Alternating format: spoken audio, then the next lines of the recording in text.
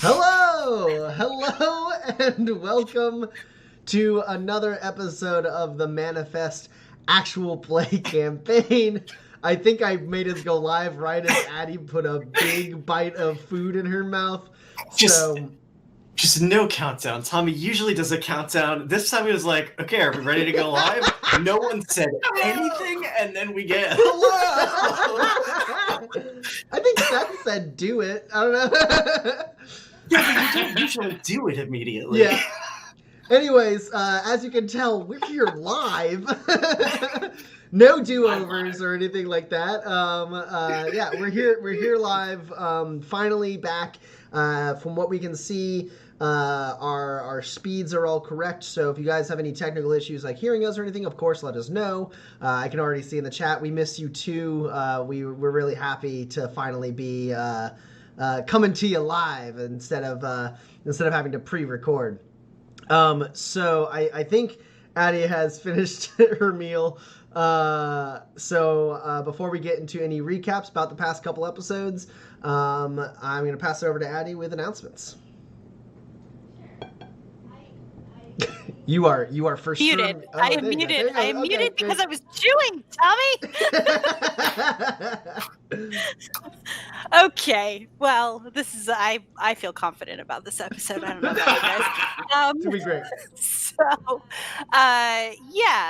So last week I promised I would think about writing down all of the announcements. I did not, but I did think about it. I have kept my promise. The end. So announcements for the week.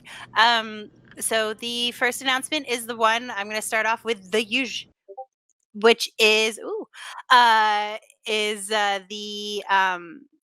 stuff that you hear every week from us, which is if you love our show and you want to support us and give us some fiscal support, if you can swing it, to improve the quality of the stream, you can do so by subscribing and or following us, or just watching. But if you want to subscribe and you are an Amazon Prime subscriber, you can do so for free.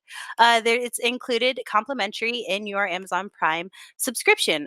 But you do have to update it every 30 days to make sure that you let Amazon know that you still love us, and we will get dem monies, and everything that you and all the money that we get from the subscriptions goes directly back into the stream, and it'll give us like better equipment, new headphones, maybe food that we finish eating before we go live. Okay, sure.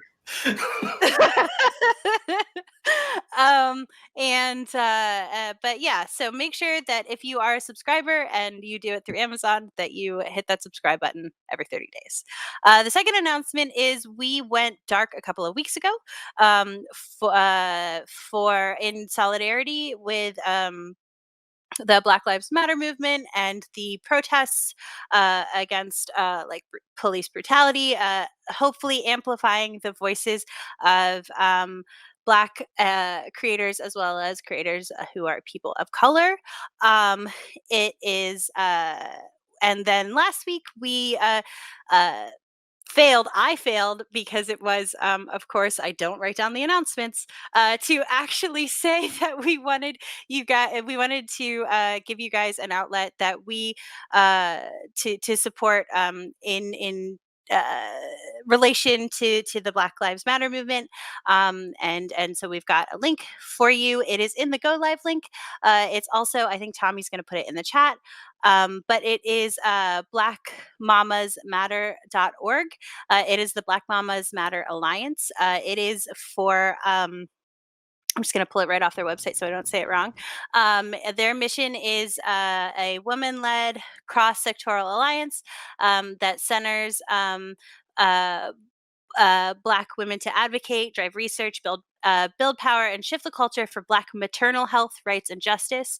The statistics on Black women's mortality, postnatal mortality, is extremely bad compared to the other cross sections, including white women, and it's something that that I really feel strongly about. Basically, a Black woman is much more likely to basically not be listened to or advocated for immediately after birth, and that unfortunately leads to a lot higher mortality rates. And Black Mamas Matter is a great resource that is helping advocate for those women, and keep those mamas alive to raise their wonderful children. So if you have a dollar, or you can share it on your social media or something, we really appreciate it. We really support it, and thank you so much in advance. We don't usually ask for your money except for every week for us, but this is not for us. This is for a cause that's bigger than us, and we would love for you to even just go take a look at their website. It's blackmamasmatter.org. And I meant to end with that as the. See, I didn't write it down. I meant to end with that, but instead, There's a lot of less important announcements too. Yeah. There's cool art on Kickstarter. Go check it out. We've done. We've started releasing some cool tidbits. On our Kickstarter website, basically because we are still stalled in production as far as getting the physical book out there. So, excuse me, hold on. As far as production goes, we're still stalled, and so we wanted to start giving people who supported us more to experience in the world, maybe outside of the Twitch stream. And so so we've started doing that. We are also co-posting everything in the Kickstarter backer and pre-order backer Discord, so you can always catch it there as well. We've covered we've gone in depth so far into the Gumbaroo, and also the Ooh, Hodag. the Hodag. It's been really fun to share so far, and I really recommend that you check it out if you can. And also, this week we'll be making at least one other update. In addition, the YouTube is going up. Is that correct, Tommy? Yeah. So Yes? we've Take it away, Tommy. We've made some. Also, Addie, I sent you a message, but now your video is very delayed. You might want to cycle it. I know your computer sometimes. Oh has that no. issue. Oh no. I'm PAX. Okay. So That's the better. yeah, Okay. the YouTube is coming. We've managed to figure out how to render the Twitch streams in a way that will allow us to upload it to YouTube in a much more controlled way. I also got a new laptop. We bought a new computer. Specifically so that, because my old laptop was having a hard time. I thought it might explode. So everything seems green to go. We're going to be getting that going so that you guys can watch through the backlog. Anyone who hasn't seen all the episodes can watch those. The other thing, I think I'm gonna go ahead and with the release of the YouTube channel, there will also possibly maybe be some character art of these 3 characters released. So keep an eye out for that. That's going to be happening this weekend. Hopefully, we will put a handful of episodes up on YouTube and launch our YouTube properly, so that this Twitch stream can live in perpetuity. Yeah, because YouTube is going to be forever. Yeah, YouTube is gold standard. Sweet. So. With that, I think we're done with announcements because Addie's walking away. So I'm feeling pretty confident about probably everything is fine. I forgot my power cord, everyone. Oh, her. Yeah, okay, so that's why her computer is having a hard time. Okay, cool. So, I'm going to start with a recap. Kinsey, Pax, and Roland have been in the Badlands for some time now after escaping the law in the garden. And they befriended the town of Soldina, who sent them on a mission, basically, to track down a missing nomad pack known as the Riveteers. It turned out Kinsey's mother was the leader of the Riveteers, and Kinsey's father was the leader of the Riveteers' rival nomad pack, the Cloud Cutters. And there was a bit of a fight between those two, and the Cloud Cutters beat most of the Riveteers, but then these three got involved. The Cloud Cutters aren't a thing anymore, and now the Riveteers are a thing, and Kinsey's mom is back in charge, and his dad is very dead, and they've returned now to the town of Soldina. And the town is elated to have the Nomad Pack back. This town, like many towns, relies on nomads to transport their goods and people through the dangerous wilds of Manifest from town to town. And this town specifically really needs the Nomad Pack because they don't have much of a cause to draw people. They're very remote, and they mostly make non-essential items, so those items can be brought to wider markets via the Nomad Pack. So when you all returned to town, you saw as everyone started swarming around the Riveteers, and business as usual was going down. They were dropping off supplies and picking up supplies, that kind of thing. And you, Kinsey, you specifically saw. Oh man, I didn't write her name down. Kinsey, what is her name? You were so excited to know their names. I was.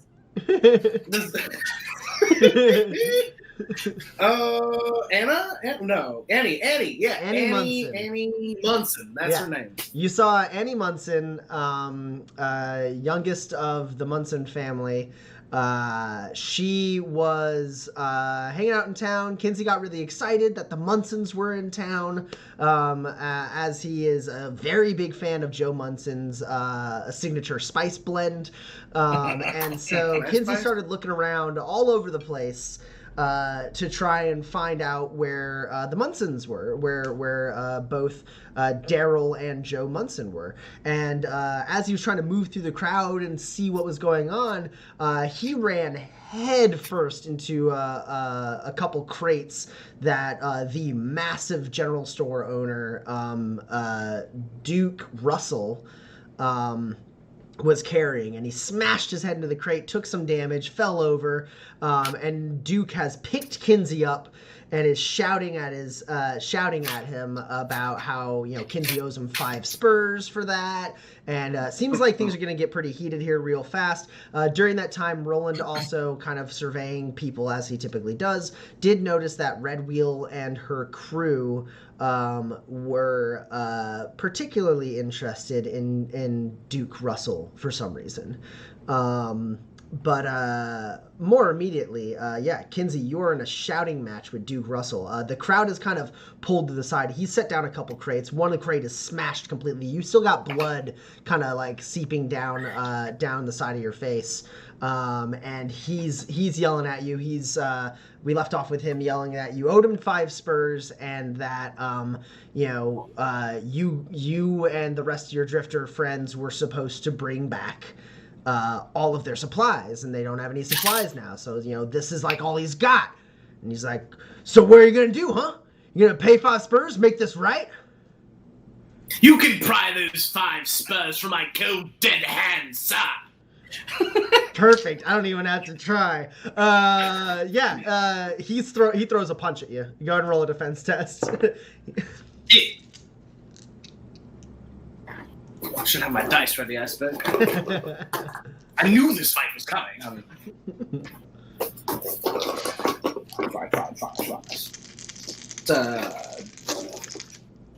Seven. Well, that's 3 hits. What's your highest? A high of 6. Oh, I don't even have to spend grit.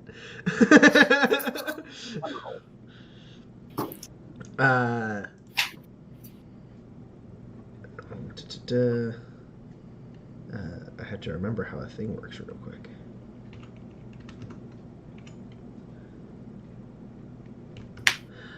Perfect. So, Kinsey, you take. You said you got a 6. Oh, wait, but he's the aggressor. You take 6 damage. No armor piercing, so your armor probably soaks up most of it. As he just like throws a punch right into like your like ribs. Just like not quite like a gut punch. He like kind of does like a side hook right into your ribs, and he's just like, poof, and he's like, pay up or else. And like everyone's starting to like pull back. It's the cause of the scene. Some people are shouting. Some of the riveteers are like, get him, Kinsey!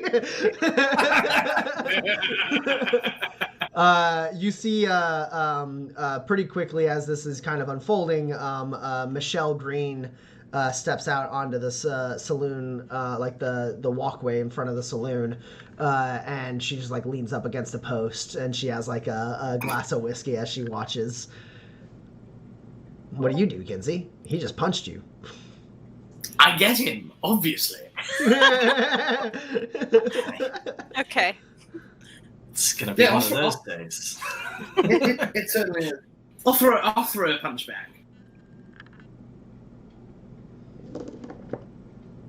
It's gonna be a lot of fun.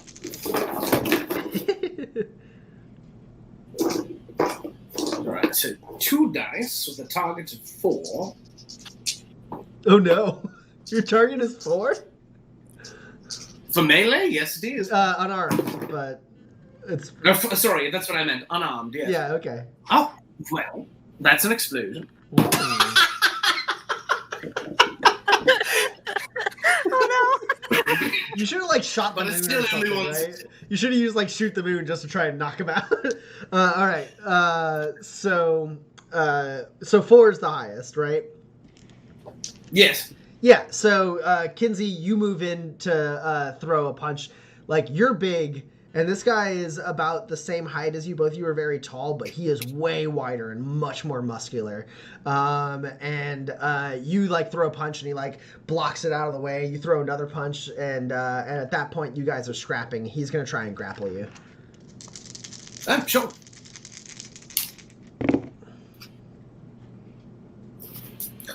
Do I just roll a gymnastics test against a defense test, yeah. Any defense test that you want.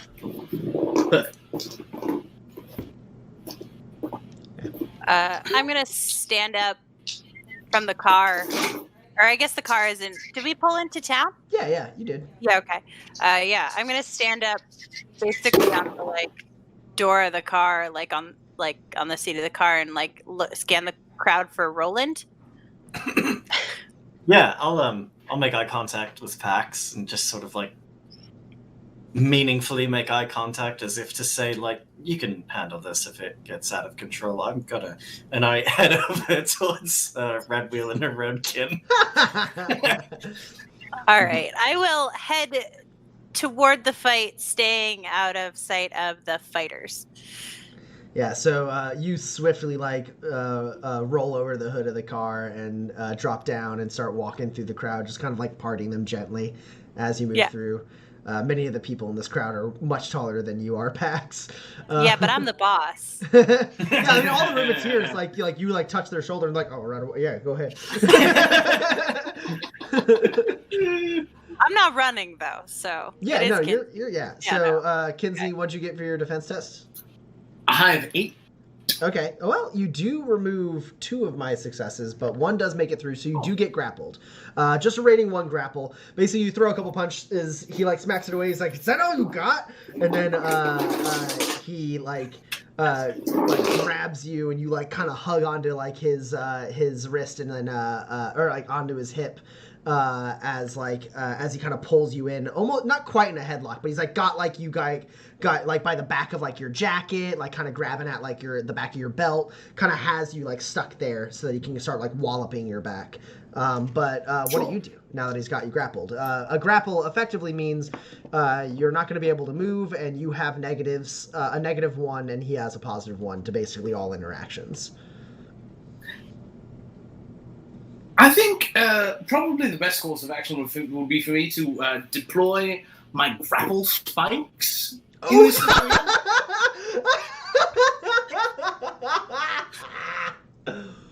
Oh, that's great. I forgot you had grapple spikes. I've always wanted to use them. Yeah, this is fantastic. Okay, man, it's been a while since someone's used grapple spikes. Maybe has been forever. I think the last time there was an opportunity was when Roland was being carried away by those birds, but he didn't have them. Yeah, I don't have grapple spikes. No. That's for Okay, someone who so, expects to get grabbed. So you can roll a melee attack with a +1. But because I'm grappled, does that just even it out then? Oh no, sorry. You don't get any negatives. You get positives for being in a grapple with grapple spikes. Oh, I see.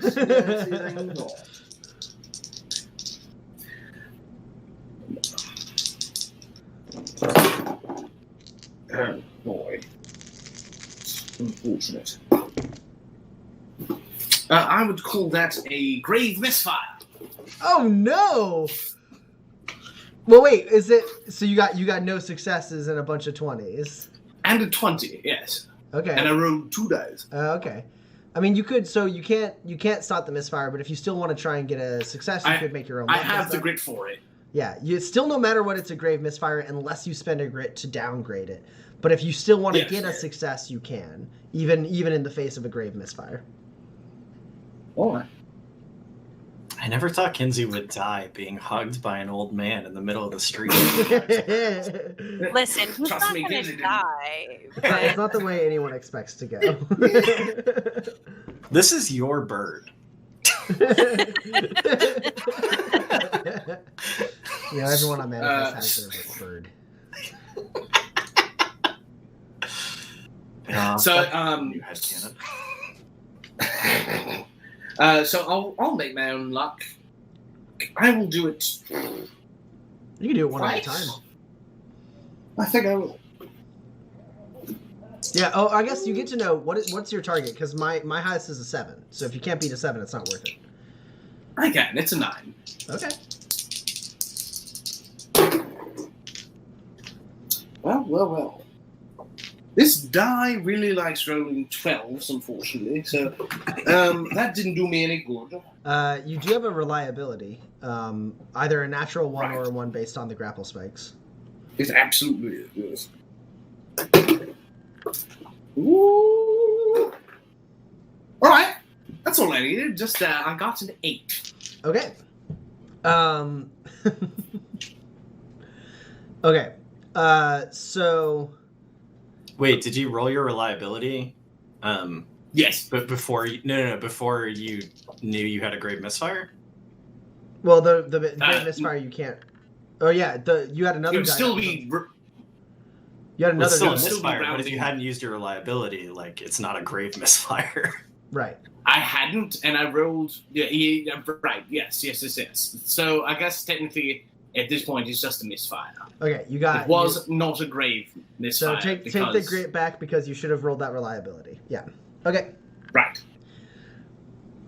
Okay. So you have a misfire, but you do succeed. Your.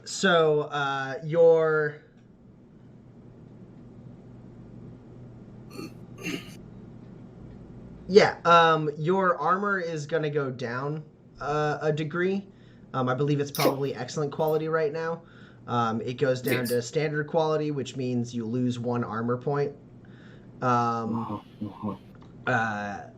you do deal 2 damage directly to his hit points.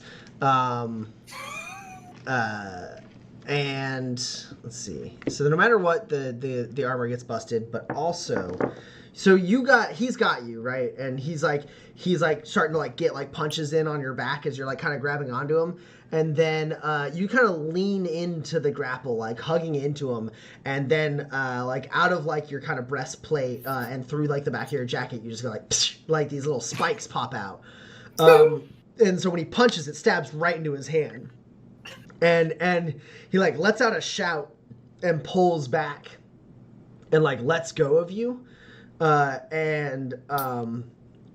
he stumbles back, his hands like bleeding, and in that moment, Kinsey, you get tackled, like as your spikes like go back, and you like stand up, and you felt like a couple of the spikes like broke off, so like that's like your armor's like got some holes in it now, and your jacket has some holes in it, and like you stand up like getting ready to keep fighting, and then just out of nowhere you get just completely tackled, and as you like turn getting ready to fight this next person, you see that it is Elliot Wells, the preacher, has tackled you. And he like presses his like hand down on your chest as you like roll onto your back, and he's like, settle down, son, settle down. All right, preacher, I've got no beef with you. Why? What do you want? You got a problem with me if you start hurting my town folk. I didn't start the fight, my friend. I got punched. I was defending myself. And you see like Duke sitting there holding his bloody hand, and like the town's all like, oh, drifters. Talk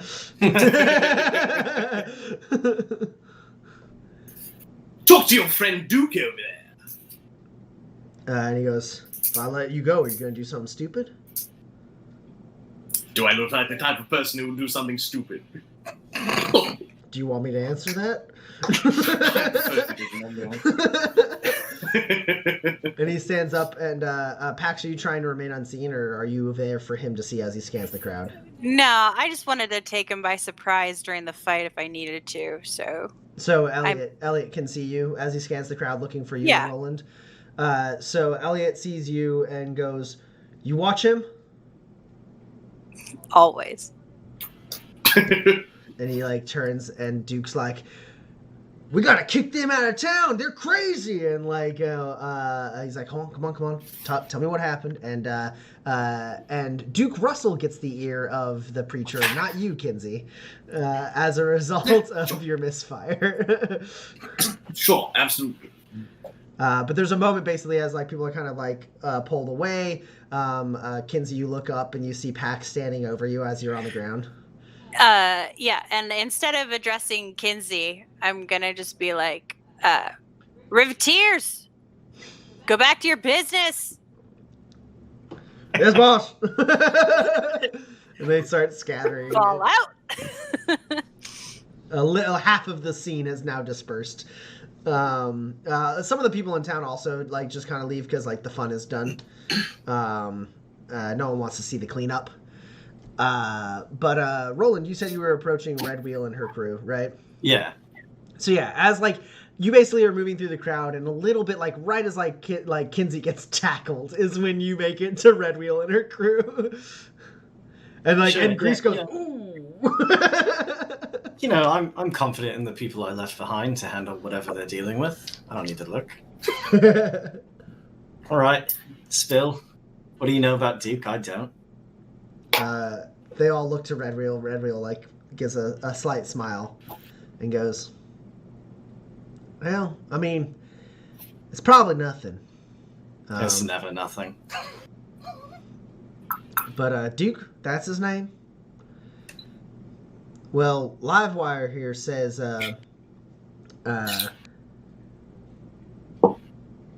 Duke actually made a deal with the Cloud Cutters while we were scoping out this town. You know, we sent some people ahead of the Riveteers to, you know, try and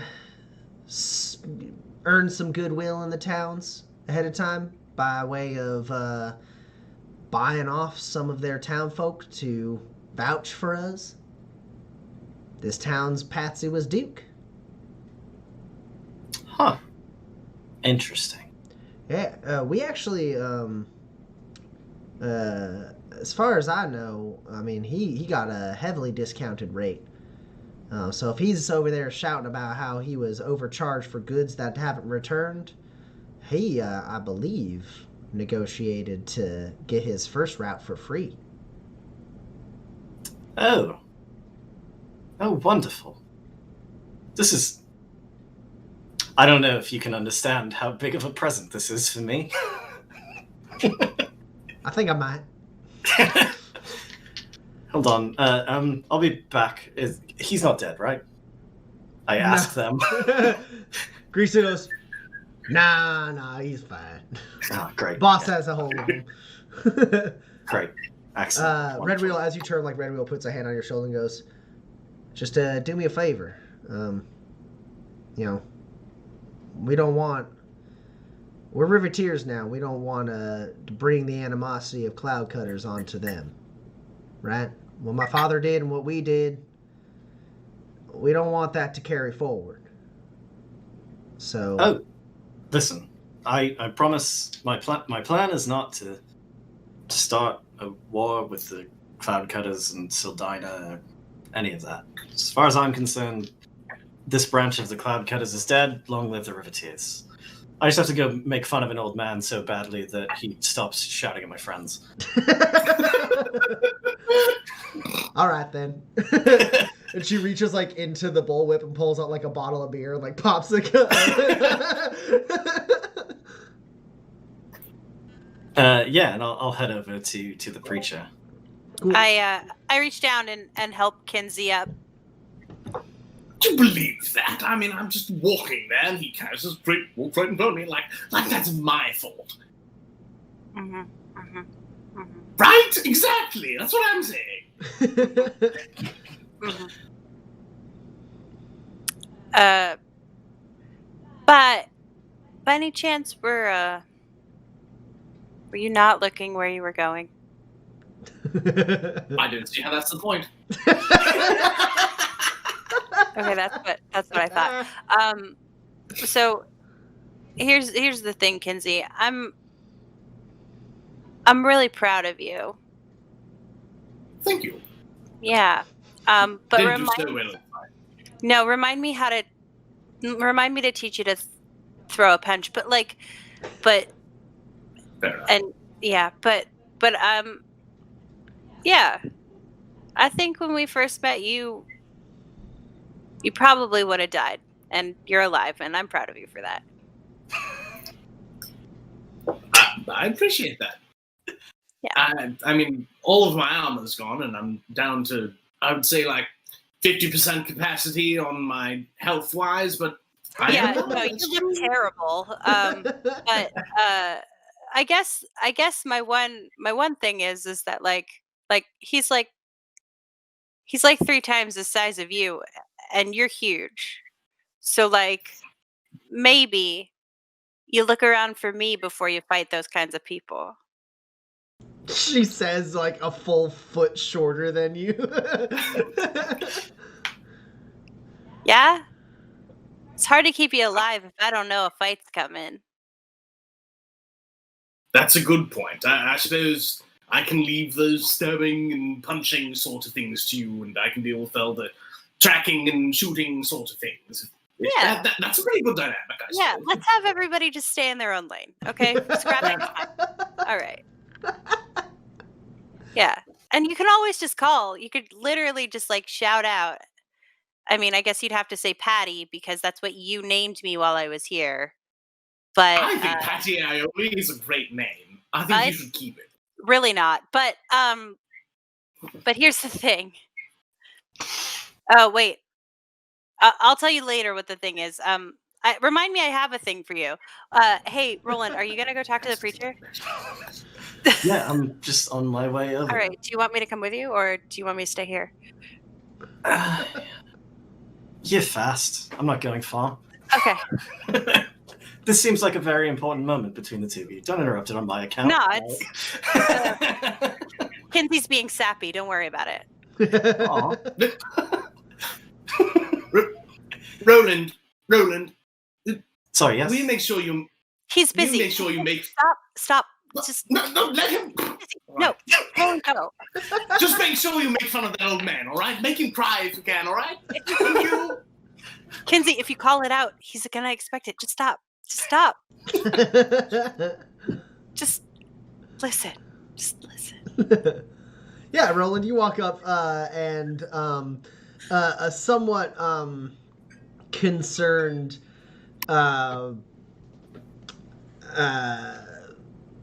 Father Wells and also Michelle Green. She's hopped off her porch to kind of be part of this little like talk.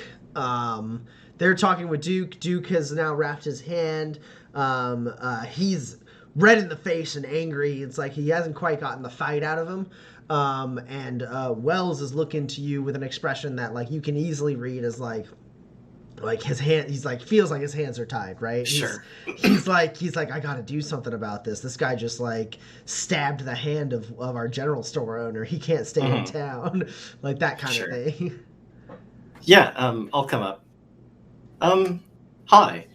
This is rather embarrassing, but so in the interest of full disclosure, I don't remember the name that I told you when we first came to town. It's never happened to me before. You should feel flattered. But you know, I can't believe I didn't tell you.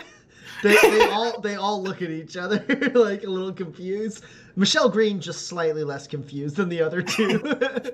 Now I know this is a challenging time for everyone, and I just wanted to start with that sort of confession and honesty, you know, because I want to foster this relationship.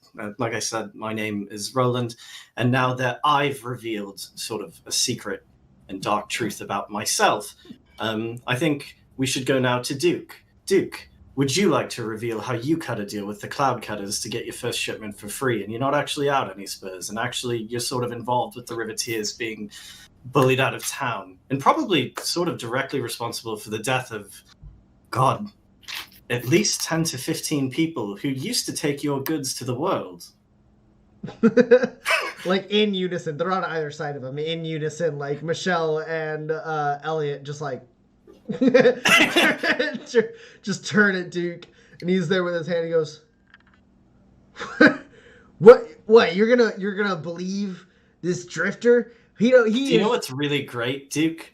The first thing you didn't say was no. Yeah, you can go ahead and roll manipulate. We'll give you a -2 because they know Duke a little bit more than you, but also only a -2 because they know Duke a little bit more than you. Great. Am I dressed to impress? Yeah, for sure. Would you consider this my first impression? No, you don't get to do it just when you reveal that you lied to them about your name. Nice try. It's not I just now have, so like...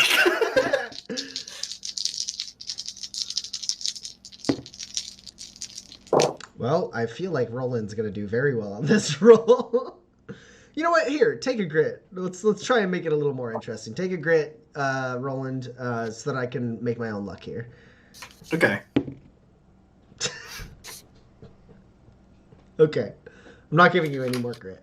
You could if you wanted. No, it's good.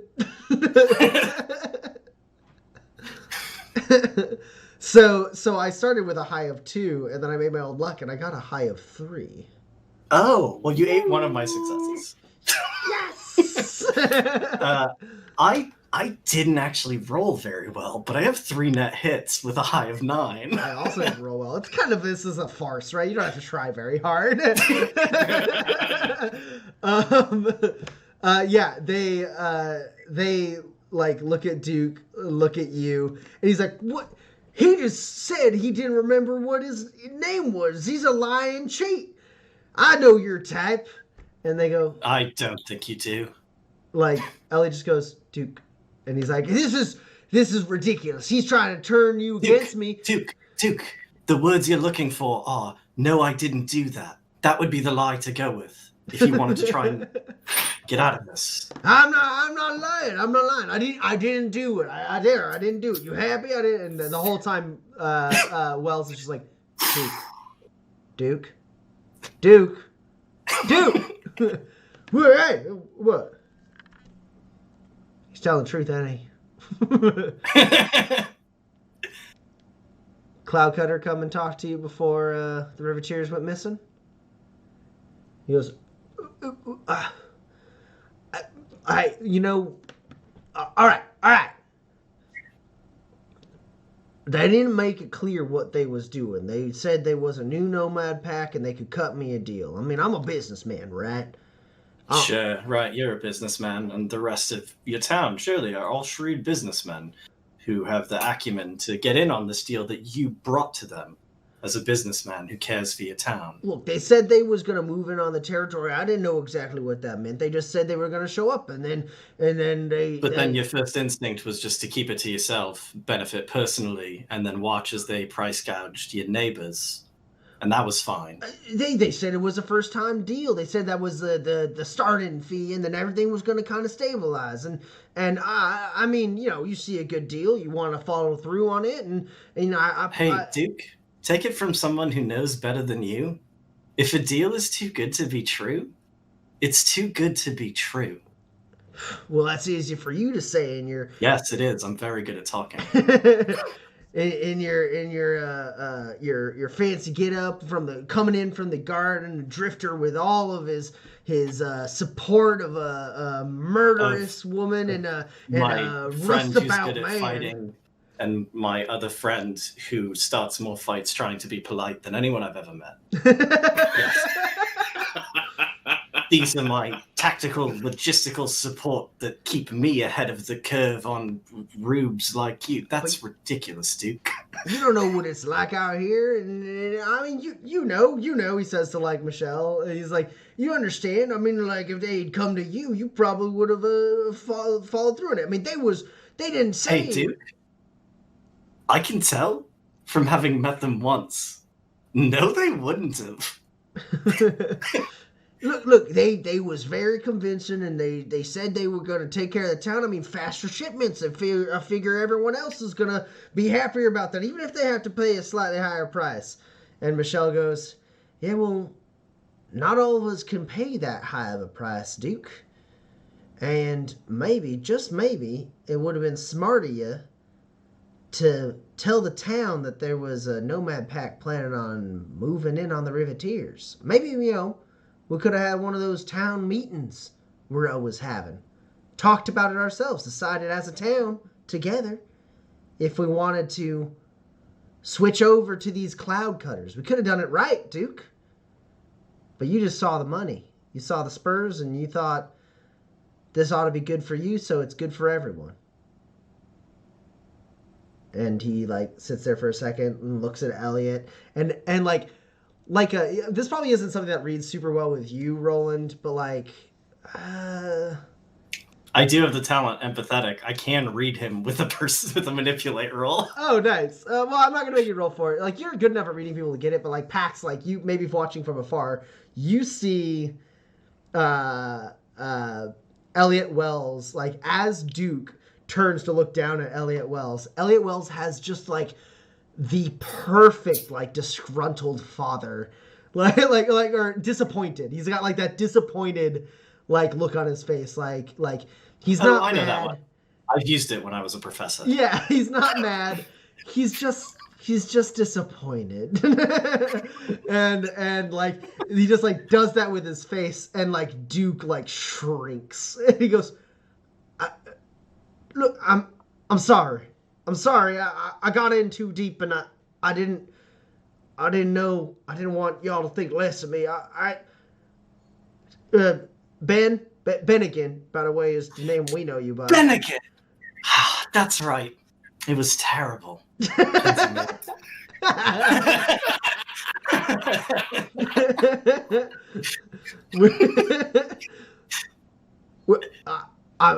I'm sorry. I'm sorry.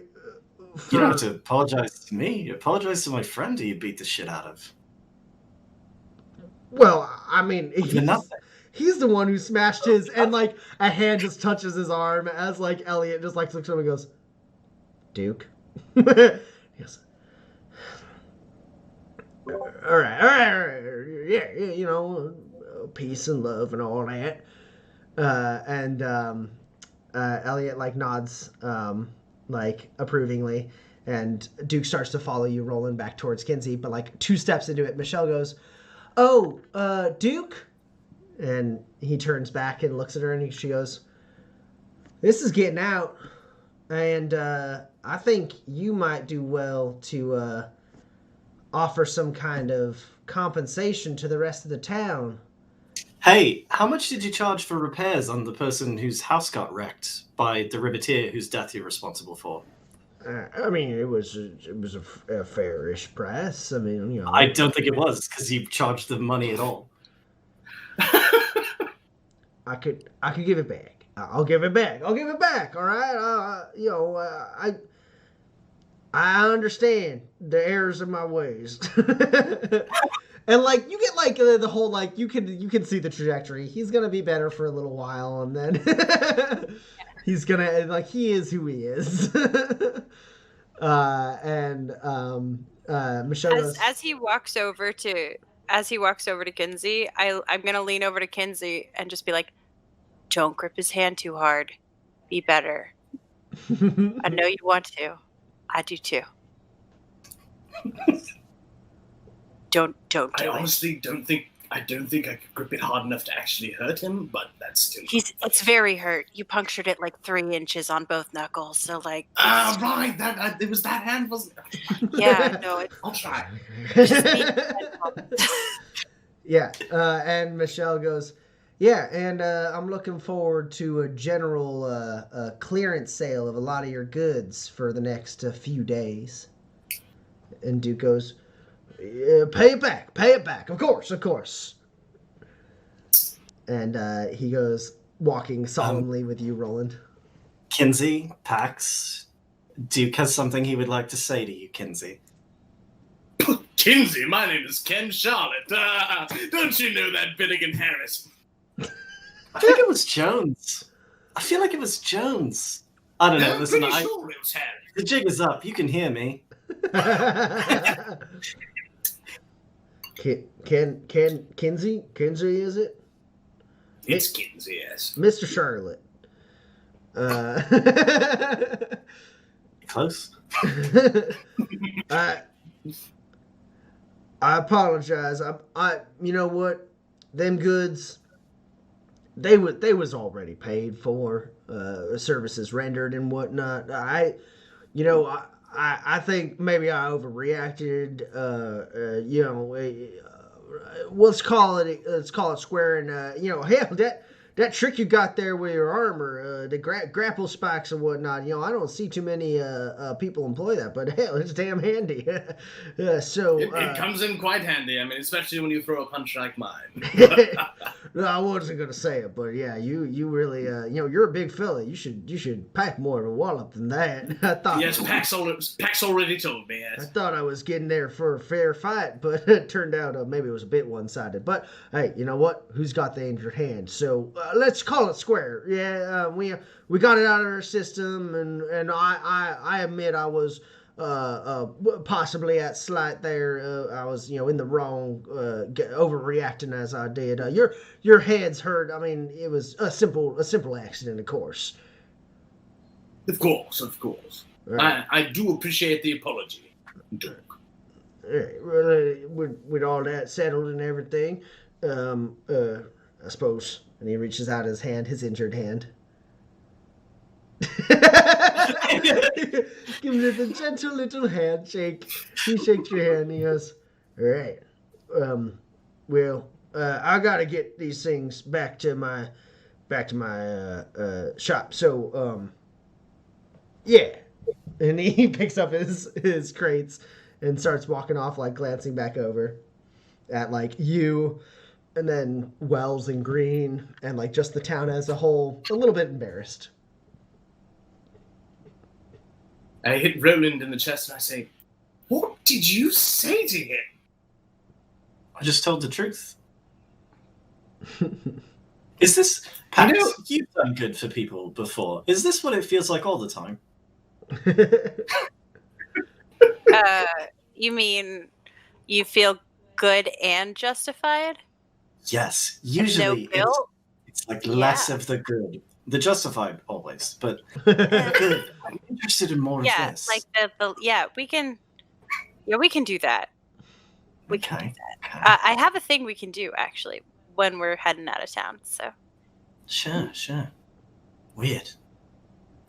Okay, You also teach me how to tell the truth without ruining the entire situation, because I had not gotten the hang of that yet. No, he told him the strategic truth. He waited until it was inopportune, right? So, Sure. and You here's just the have quick to and like not say things all the time. here's the quick and dirty version, Kinsey. I find talking to people is a lot like making a statue out of marble. The statue's in the marble already. It's just the right phrases are the chisel that reveals what already exists. Pax like cocks an eyebrow and is like, that's some real Ache shit, and just like walks off. As Not you done yet. as you start walking off, Pax, you all hear, Ken! and you turn and you see Daryl and Joe Munson coming out of the saloon. And they like wave to you and they look around everyone and they don't quite read the situation. They heard some shouting and maybe a kerfuffle, but they don't really seem to know what happened. Right. And they rush down. Joe ahead of Daryl, and Daryl just kind of takes a couple steps, and then Joe gets ahead and he goes, Mr. Charlotte, and he like reaches out to shake your hand. Mr. Munson, how do you do? Great, sir, great. I don't know what you did, but when I came into town, Miss Green, she said that she was a big fan of my spices, and so she was talking about, you know, like basically me providing spices for her establishment to kind of, you know, amp up the kitchen, as it were. And I mean, I just happened to have a couple of them because you had said that maybe, you know, like I had so I just experimented a little bit and I had some samples, and well, I mean, she loved them all. She loved them all, and I mean, there's a whole patch of land we're gonna carve out around the homestead, and we're gonna make Munson Spice, you know, product. We're gonna bring it into Soldina, and I mean the Riveteers are back, and I heard that you three had something to do with that as well. So they're gonna be able to take the spices out. And take them to like other towns around the area, and I mean if Miss Green likes it, you know, and she I never seen her smile before today. I believe that. I believe that. Yes. And she likes it. That's gotta mean there's, you know, easier customers out there maybe that we might be able to make some extra money and, you know, get the side. Joe, I've got a feeling that your spice blend is going to make it all over the Badlands if we do this right. Well, I mean, I'd be happy with just the next neighboring towns. I mean, you know, I don't want to get, you know, maybe Soft Bend and I mean, hell, if it makes it all the way as far as Markham's Landing, I might just wet myself. Pardon the term. No, it's quite all right. Wet myself. That's quite a turn of phrase. I like it. You know, I've got a feeling that. That's just what? As you say, the Riveteers are back, and I've got a feeling I could probably talk to the leader, and maybe she'd be willing to perhaps take you on a couple of runs to sell your wares, as it were. I don't know if Daryl will be up for that, but and he looks back to Daryl and he goes, "We could think about it." And he goes, "That's basically a yes. Let's do it, Mr. Charlotte. Let's do it. I mean, I always wanted to see more of the world and the Badlands, and I mean, I think maybe you might be right. I think maybe we have something here, and I know you said you didn't want no spurs or nothing, sir, and I appreciate the kindness you showed me, but if Munson Spice takes off, I gotta tell you right now, sir, that you can always get spices from me free of charge." That's very kind of you, Joe. I of course will take you up on that, but perhaps you'd better talk to my representation about my involvement with the business ongoing, so that we can just have an understanding with professionality. Does that make sense? Yeah. Listen, Joe. My client perhaps spoke a bit rashly when he said he didn't want any money, but he would be very happy. He would be very happy for, as he said, the sort of spice on demand if he's in the neighborhood, and like 5% equity in your company. You're doing the hard work and the heavy lifting, but I can say with confidence that perhaps Munson Spice would not be the worldwide brand it is to become without Mr. Charlotte. Yeah, go ahead and roll manipulate. Let's do it. It's a long time since I've been a lawyer. Oh, Joe didn't roll very well. No, they're taking advantage of a poor backwoods boy who doesn't even know what he's got. For 5% of the company, it's so little. I intentionally lowballed it.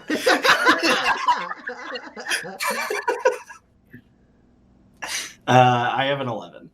Okay, I actually rolled no successes because he rolled a lot of high numbers. Okay, so I have 3 successes, and what I would like to do, I would like to allow him to negotiate me down further. so yeah, he starts off being like 5%. I mean, that's and he like looks to his father, and Dale goes, "Sounds like you're starting a business, son. It's time for you to negotiate. Got your first client. Show me what you got." And he goes, "Right.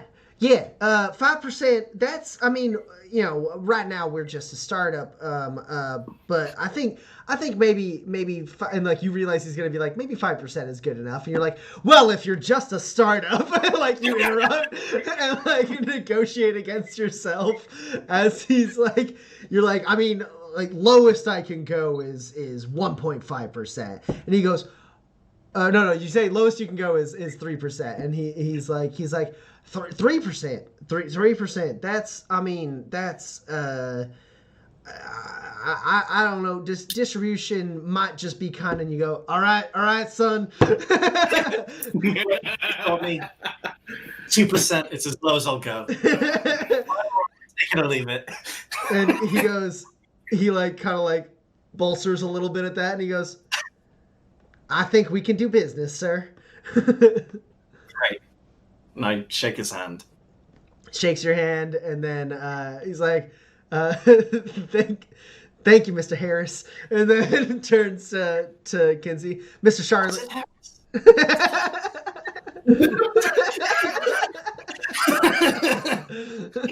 No.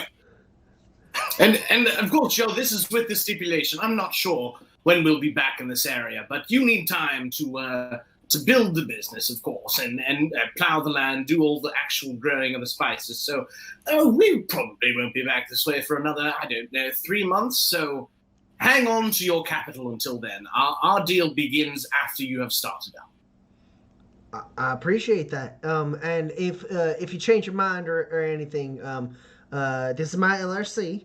And he like taps his tag against your tag. He goes, "This is my LRC, and if you change your mind, you can send me whatever bank and waypoint you want to send your share to, Bank. or bank in the Badlands you might want to send your share to. We can have that arranged, of course, Mr. Charlotte. And if you, of course, if you're feeling as passionate about Munson Spice Blend as you seem to be, here's some samples." Is this the new stuff? Oh, excellent. He hands you a couple little vials, and he goes, "You can share your samples with anyone you meet, and you can give them my LRC. That's my business LRC, and you can." Smart.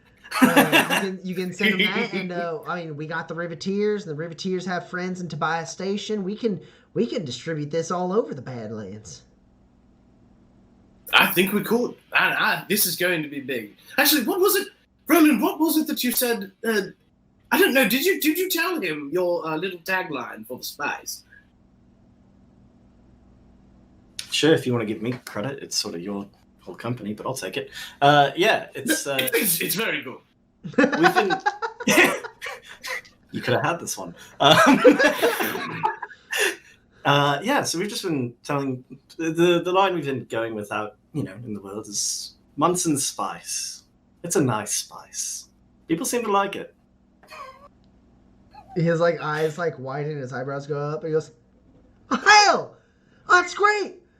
Well, we ain't even Paul. We didn't run the press before we ain't even made any of the labels. We was gonna have Annie. We were getting supplies in town so we could make up the labels on the jars. We could add that on, right, Pa?" And he goes, "Yeah, whatever you want, son." And he goes, "Yeah, nice spice. That's great. Thank you, both of you." Thank you, Joe. And then, behind, Kinsey, you hear, "I'm bored!" And Annie Munson is, walking up. She seems to have she's finished playing with Alma and Sarah. And she goes, "Are we done yet?"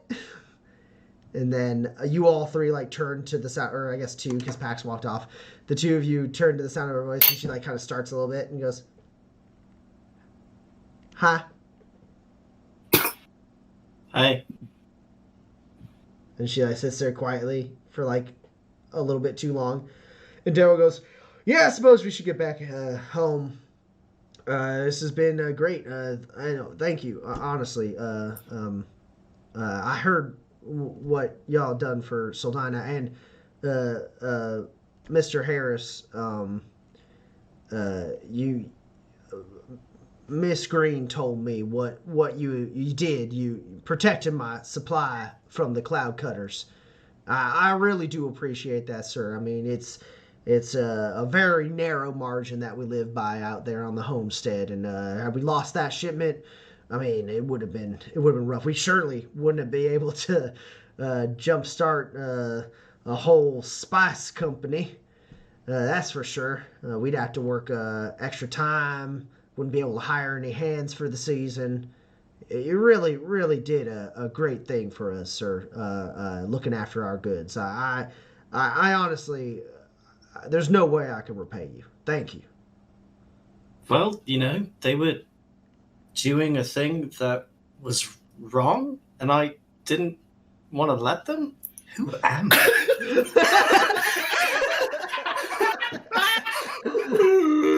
You're a good You're man. welcome. You don't have to repay me.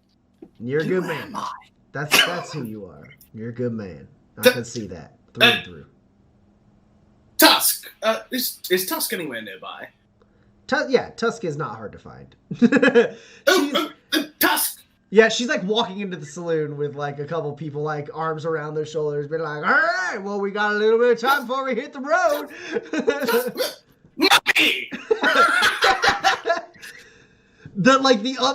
Someone else stops and points at you, and she turns back to you and goes, "Oh, yeah, go on in. Give me my usual. Just call me Mummy." I just popped out. I don't know. I couldn't get your attention, and No, you I were like walking it. away. I like it. No, well, how can I help? Oh, this is Daryl, Joe, and Annie Munson.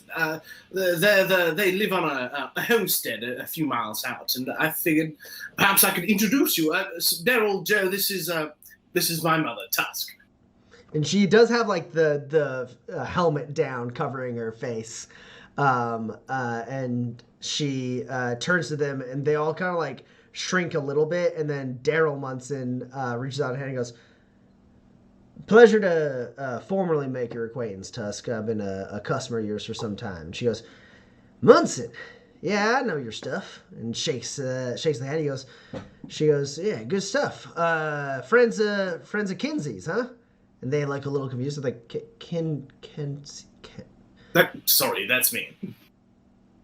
Yeah. business associates, it seems, he says, like, kind of nudging Joe, who, like, kind of pulls away a little sheepishly. Yes, Joe here has quite the spice blend. I think I used it on a couple of the meals that I made for you. You remember? She nods and goes, "Oh, yeah. You got some good stuff there, kid. My boy here, he wouldn't shut up about it. Just kept going on. I mean, he's a good cook and all, and he kept saying it was all you. So, that's good stuff." Well, I figured if... I don't remember shipping any spice for you, though, Munson. And Daryl goes, "Hey, it's a new export." She shrugs. Brand new, in fact.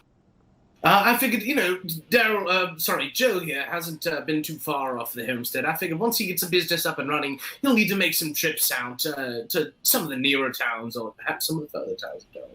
So maybe you could give him a ride, perhaps? I'd be willing to pay for it in advance. She, like, sits there for a second, turns to Joe, and, like, Daryl kind of steps out of the way, and Joe, like, shrinks a little bit, and she walks up to Joe and, like, puts her hands on his hip and, like, towers over him a little bit, and she goes, "You think you can ride with the nomads, son?" And he goes, "Well, I mean, I suppose I'd be more of a passenger than like a nomad, right? I don't want to presume that I might." And she goes, "Passenger, huh? Well, the fee might be kind of high. You know, even for passengers, a stray bullet or two might just catch them.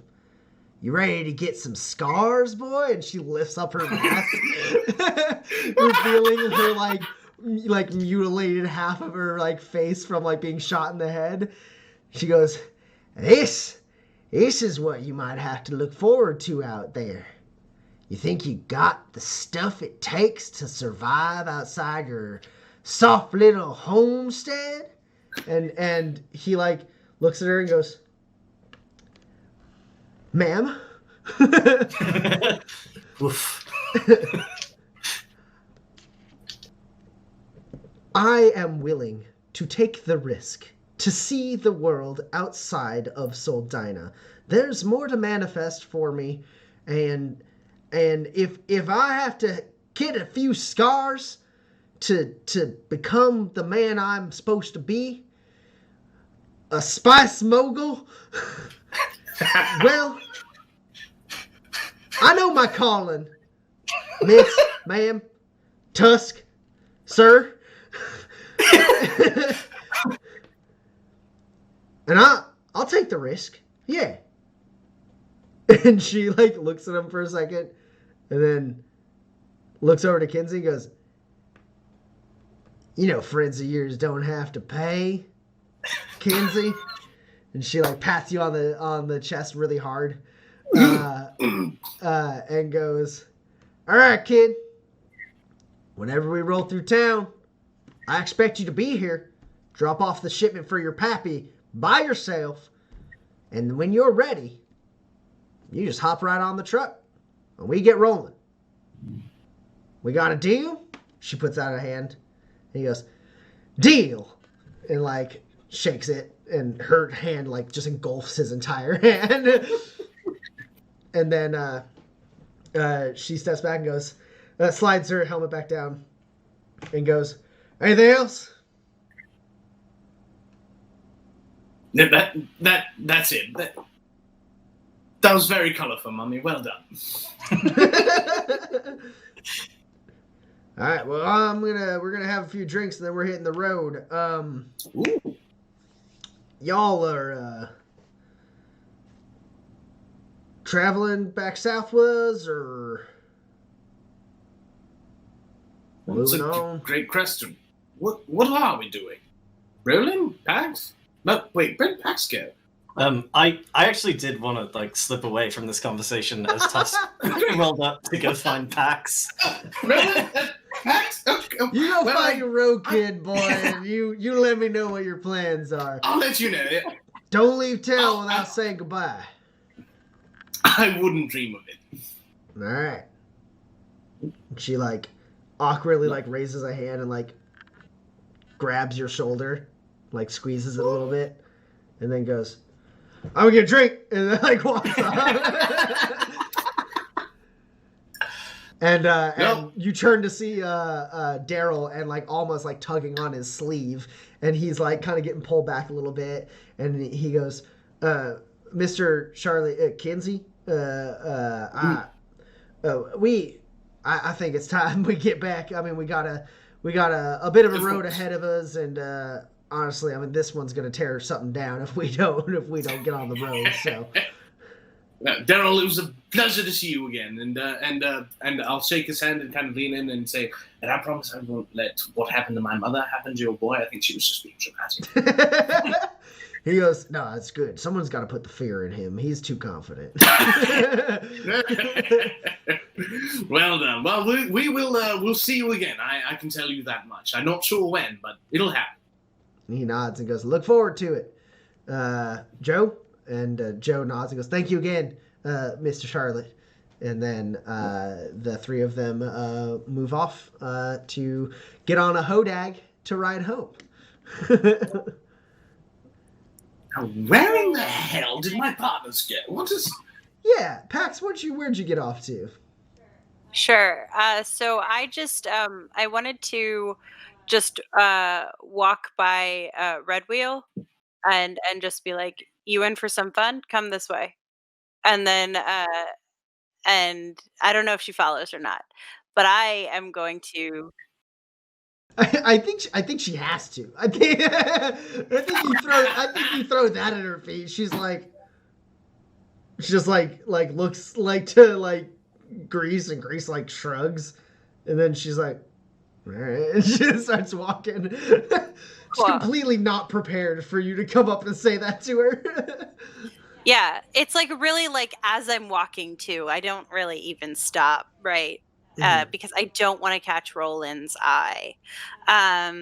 So I'm heading sneakily to the general store. Oh, to Duke's? Okay. Yeah. Yeah, I mean, you're able to get there. It's not a very big town. Cool. So yeah, you get there, and you walk through the door, and the bell like ding ding ding ding ding ding as you walk through, and Right. I flipped the sign closed. yeah, well, Duke is rummaging through some of his crates, and he looks up and sees you, and like kind of freezes for a second, and then sees Red Wheel, and continues to be frozen for a moment. You flip the sign, the door shuts, and he goes, what's going on here? I apologize to your friend. I don't want any trouble." I know you. I'm not good at talking, right? I'm not even that scary to people who don't know better. Here's the thing. I don't take kindly to bullies. And that's what you are. And I like step forward, sit on the counter next to the register, like cross-legged. Like immediately getting a hold of the play, like you sit on the counter, and Red Wheel casually walks behind the counter and starts fiddling with like just something that's on display back there. Sure. There's like a door to like a back office, and she just walks behind the counter, and he like kind of turns, like you hop on top of the counter, she walks by, he's like as if he's about to say something but not quite, and she just like kind of casually strolls over and like grabs like a little like a tool and starts like, you know, polishing it off a little bit, and like doesn't put it back where it belongs, just like drops it on the countertop there. So, if you don't ever want to see me again, then you're going to turn over a new leaf. You're going to get a hold of that anger. You're going to figure out a way to treat everyone here as if they're more important than you. Because I'm telling you, right now, to me, they are. If I ever hear of you misbehaving again, and I will hear, I will head straight back here. And you will not see me coming. And like you say that, he's just like looking right at you. His arms kind of slowly fall to his side, and then Red Wheel goes from like her position by the door. She goes, "Her and I, pen pals." Yeah, you can roll intimidate. Red Wheel will assist you. Great.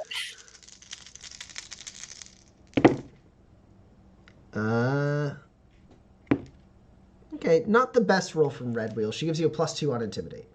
Okay, great.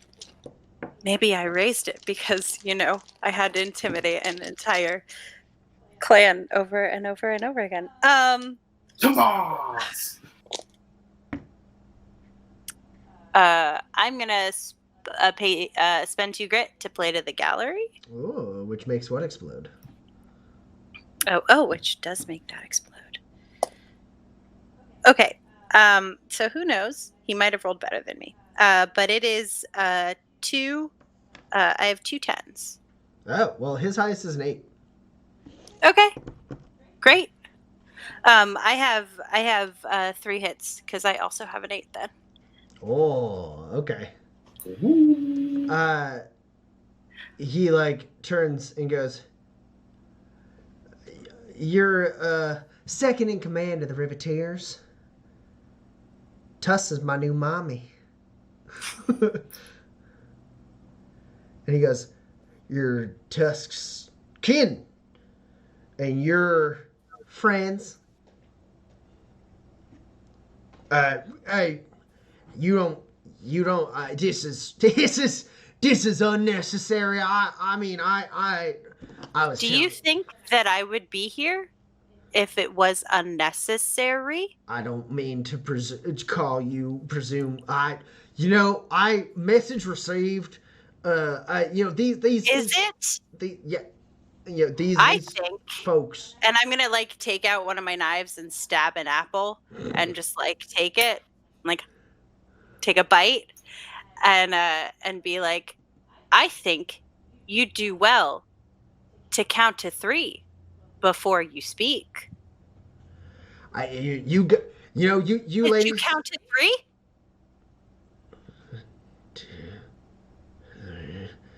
You ladies got the right of me, I think. I do have anger issues. That's my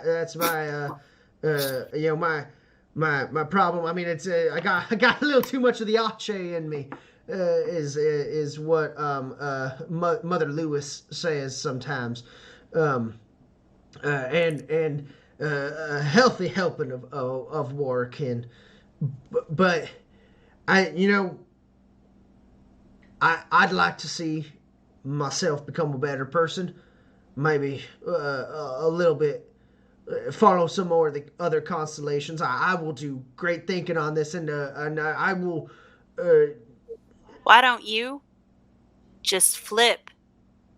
And instead of all that anger, maybe a little zeal for the people around you. You are you astraying yourself, young lady? You think I'm not?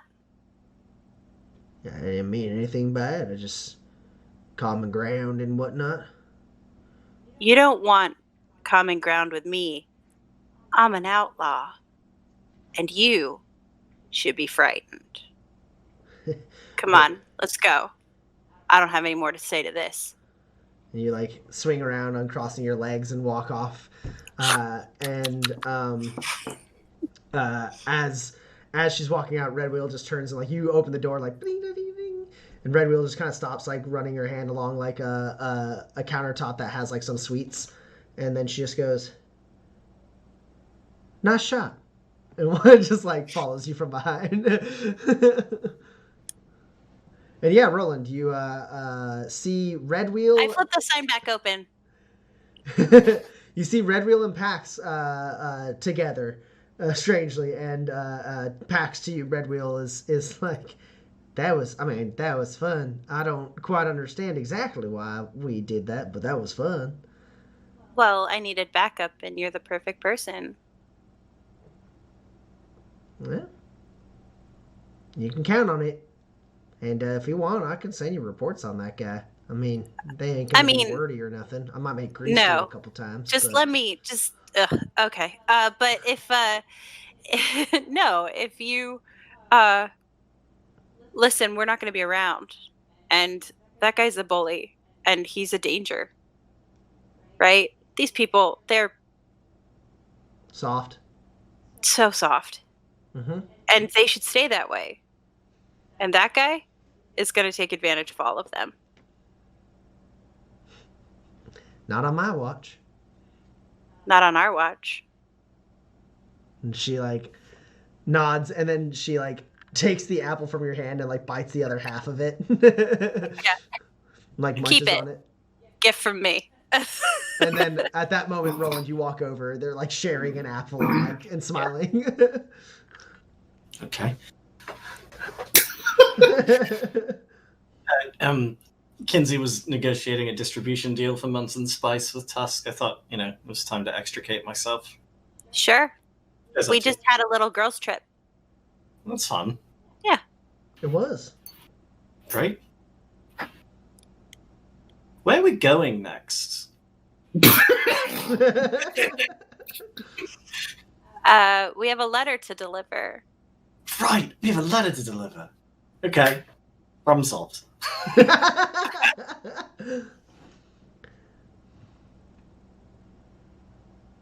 We should tell Kinsey. Okay, Surely yeah. I mean, he's gonna like say goodbye to like his mom and stuff, right? Oh yeah. I didn't mean like.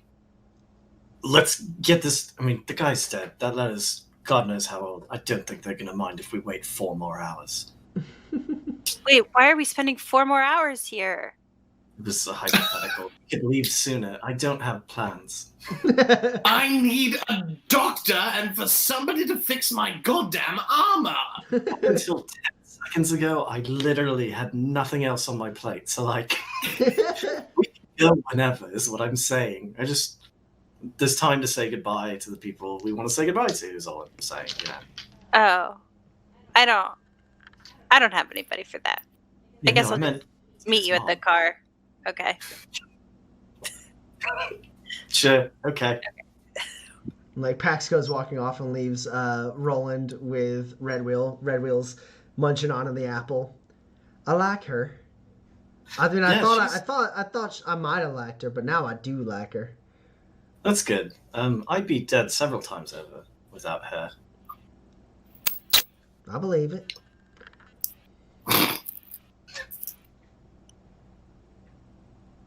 See, people are willing to just go with that.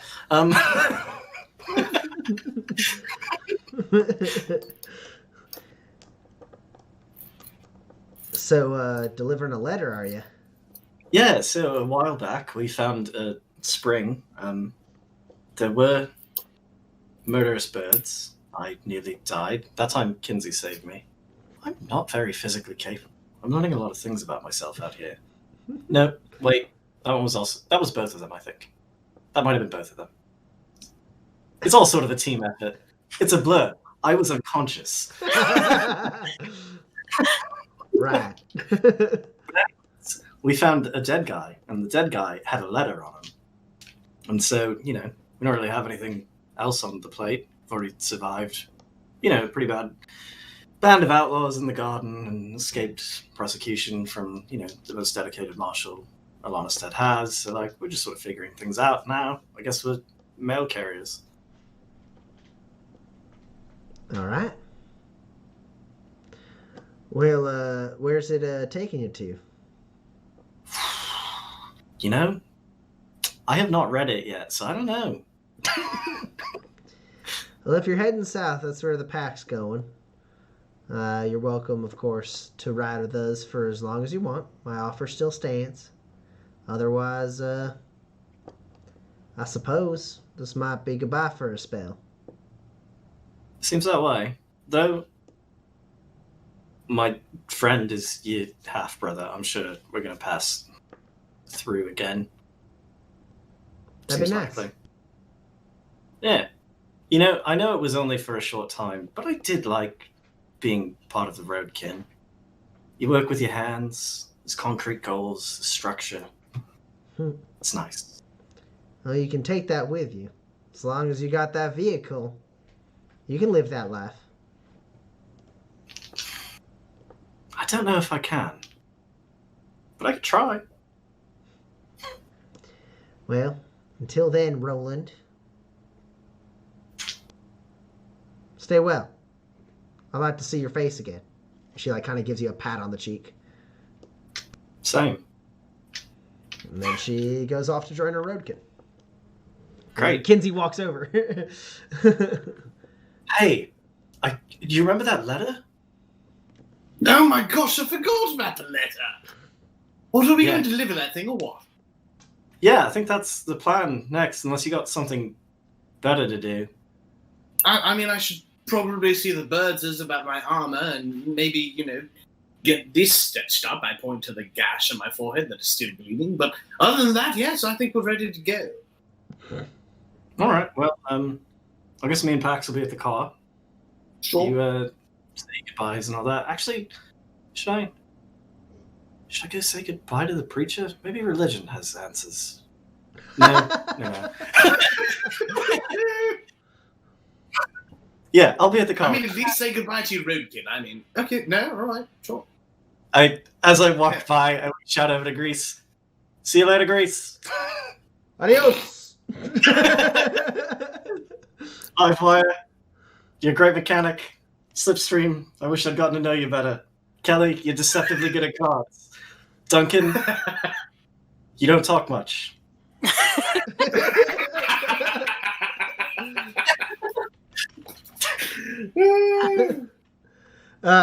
Your response is adios, followed by later, and don't die out there, and what? And then silence. Oh my gosh. So when I get to the car, I'm gonna stand on top of it and do a big old whistle, like a right, like a big old whistle. Yeah, the good old whistle that's in every video game. Just yeah, that one. And I'm just gonna be like, Riveteers, heading out. But don't forget, I might show up at any time. You fall in line, or else I will come for you.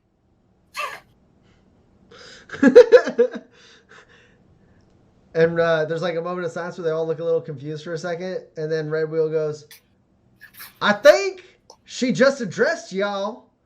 And they go, yeah, yes, boss. Yes, boss. Yes, boss. All right, then. Fall out. And they kind of look a little bit like, what does she mean when she says fall out? I don't know. Get out of here. Yes, boss. Yes, boss. Business right now. Everyone's just scrambling to find something to like do. They're like, I thought we had leave. I don't know what's going on. Give up your throne, Pax.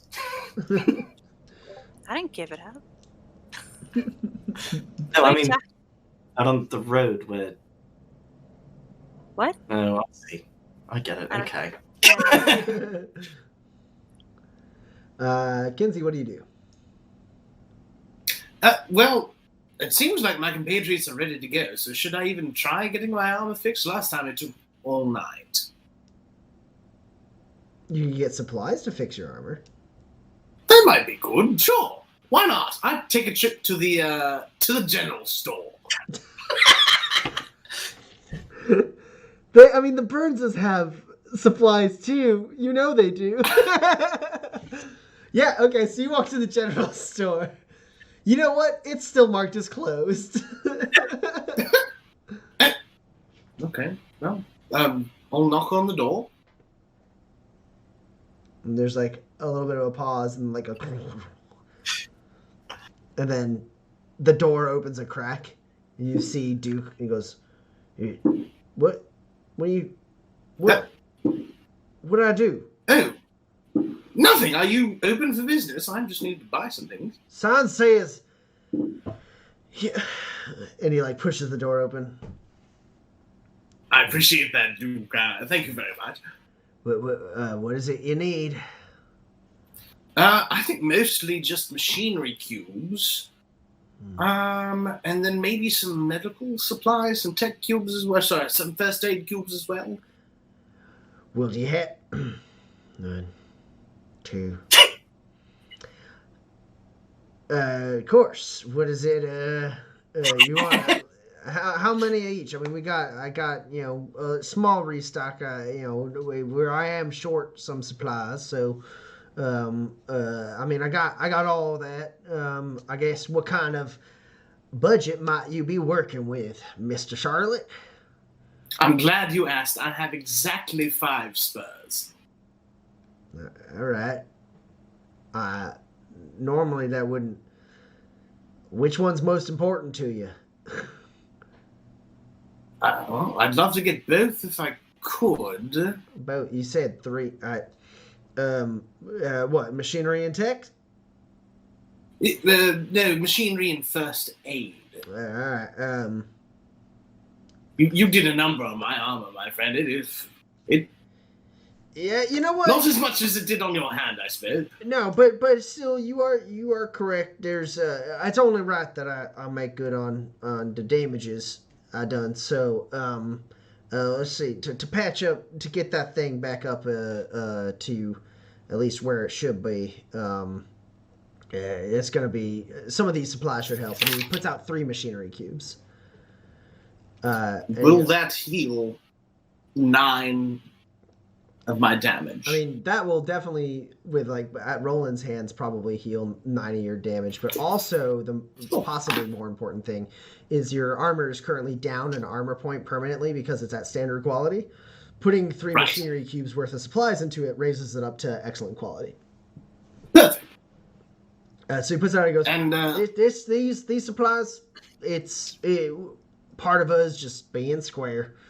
You can have that. And then for 5 spurs, I suppose I could do 1 machinery cube and 1 first aid cube. Could I just get 2 first aid cubes? Yeah. You know what? Yeah. Of course. Seth, I mean, do you remember that we got a ton of first aid from the Ophidian clan? It's not in my thing, so of course. Okay. I just wanted to know if you were pressuring him to pressure him, or if you were pressuring him because you thought we needed it. Yeah, of course. For you know what? Special deal for today to make amends. You got that cut up on your head. I figure least I can do is give you a discount on the first aid supplies. So 5 spurs covers all this. All right, very kind of you. And that's very kind of you, I say, as I indicate with my eyes a box of cigars behind the counter. My eyes are light upon it, and I say, that is very kind of you, and I will be fixing the gash in my forehead. Was there any chance? Could I take a look at those? These, yeah. I mean, you can take a look. They're nice. They're from Fort Dearborn, actually. The officers like to have a hefty cigar. These normally run, and some places might be 10 spurs. I'd say, for you, 6 spurs. Oh, that's. I was just thinking. It's been so long since I've had a Fort Dearborn cigar, and actually, my friend Pax hasn't smoked before, and I thought maybe I'd like to give one to her, and she could take a puff or 2. Go ahead and, even though this isn't necessarily what you're attempting to do, go ahead and roll Intimidate with Pax's plus 3 as an assist. Good, that puts my Intimidate at a 16, so that's just wonderful. On this day, you'll be visited by 3 ghosts of fire knights. Oh, man. Well, Kinsey, you're up against a 4. No. Aw, this poor That guy. is 2 hits. Yeah, he goes, I mean, it's a shame to break up the set, but I mean, locals around here, they don't really understand. I could just be, you know what? And he pulls out 2 cigars. He goes, Mr. Charlotte, here you go, a gift from me to you and your tiny scary friend. I wasn't expecting this at all. Thank you very much, sir. This goes a long way to the restitution between you and me. It's a long way. There's still more. A long, long way. Great. Yeah. And he looks at like all the supplies and the 2 cigars you're like tucking into your jacket. And he goes, That's great. Will you be in town for long? You know, we are just about to head out, but don't make that...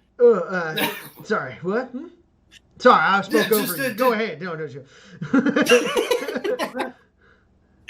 Usually, well, that's very kind. We'll be heading out, but just know that we've got eyes on you, my friend. Eyes. Yeah. You know what I mean. I do. I really do.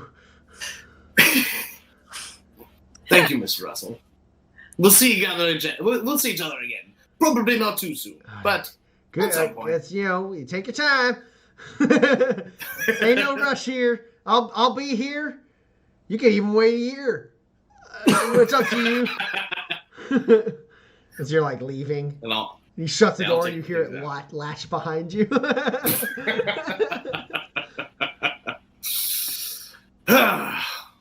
and I'll head down to the pub to say goodbye to Mummy. Sure. As you get to the pub, you bump in on your way up to the saloon doors. They swing open. You kind of don't make a full collision, but kind of like have a little like whoa with Bobby Klein as he's walking out and he sees you and he goes, "Had a friend? If it isn't Mr. Klein, How how do you do, my friend? I am doing swell. The Riveteers are back. They do love my." He stops for a second, and his eyes look at your little cartridge player, like on your hip, and he goes, "I'm sorry, sir. Excuse my my forwardness. I've had maybe a few too much to drink, but I'm just gonna go ahead." And he reaches and like pulls a cartridge out of your player. He looks at it and he goes, Yeah. Joey Rivers? You're listening to Joey Rivers now.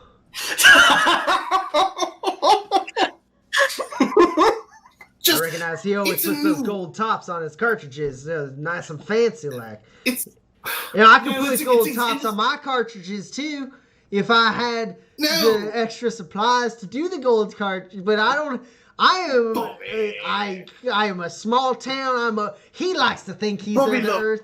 I'd like to see the last time he set foot outside San Cordero. I can tell you, Joey Rivers hasn't half the talent you have, my friend. His songs are catchy, sure, but you've actually got stories and heart into yours. Don't degrade yourself. This is just a gift from my mother, okay? She listens to things on the road, you know. She's a riveteer. She's on the road constantly, and I just thought maybe broadening my horizons. You think he's like swaying just a little bit? Because you think I got more talent than Joey Rivers? I mean, they play him in Freedom City sometimes. So I'm told. I can tell you, if I can get your cartridges to Freedom City, or if anybody can, you will be number one on, I don't know, do they have charts or something? You will be so well distributed. Maybe you'll go on tour. You ever thought about it? Yeah, go ahead and roll manipulate. See if you can strike another business deal with a fucking yokel from Soldina. I'll be amazed if this works. It's weird. You might have to start taking the path of the peddler. Kinsey is like Soldina Incorporated CEO. This town's gonna go far. Don't believe it. All right, well, that's 2 hits. That's a miracle. Well, a drunk Bobby Klein got none. So, so he kind of goes, well, I mean, if he's drifter and all, and these take quite a bit to manufacture. I mean, they're small, but they complicated. But I mean, I gave you some tracks, but hell, I guess if you're gonna maybe share the wealth a little bit and spread the word, here's my other 4 cartridges. Oh. Well, It ain't the catalog of Johnny River or Joey Rivers. He's got a whole 20 or 30 or 500, I don't know.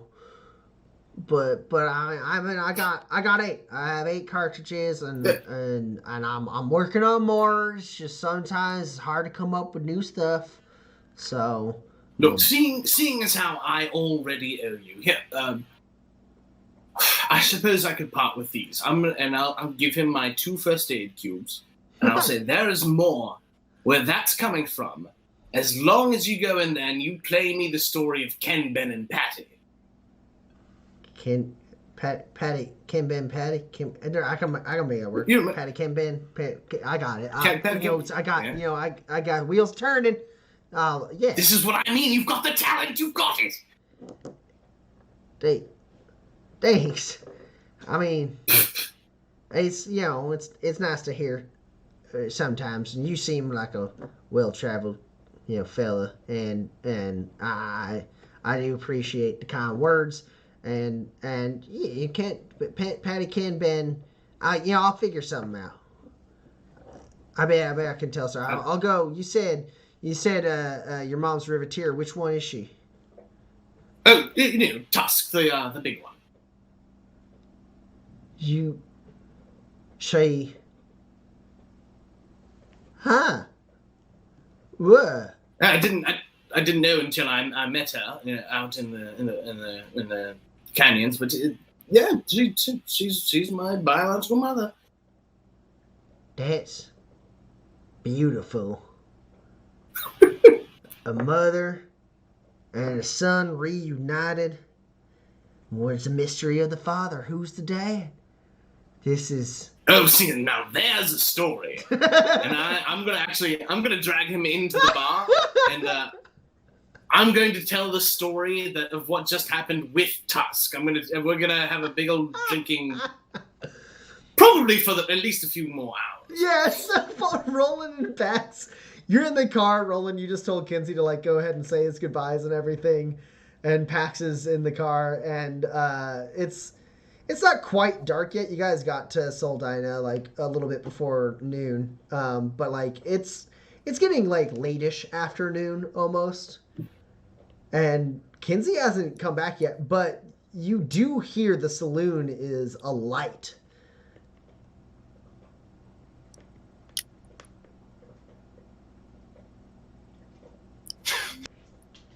Do I have to go get him? Or will you? I don't. Probably just stay the night, I guess, right? It's his mom. That feels bad. Right? Does it feel bad to you? I'm curious now.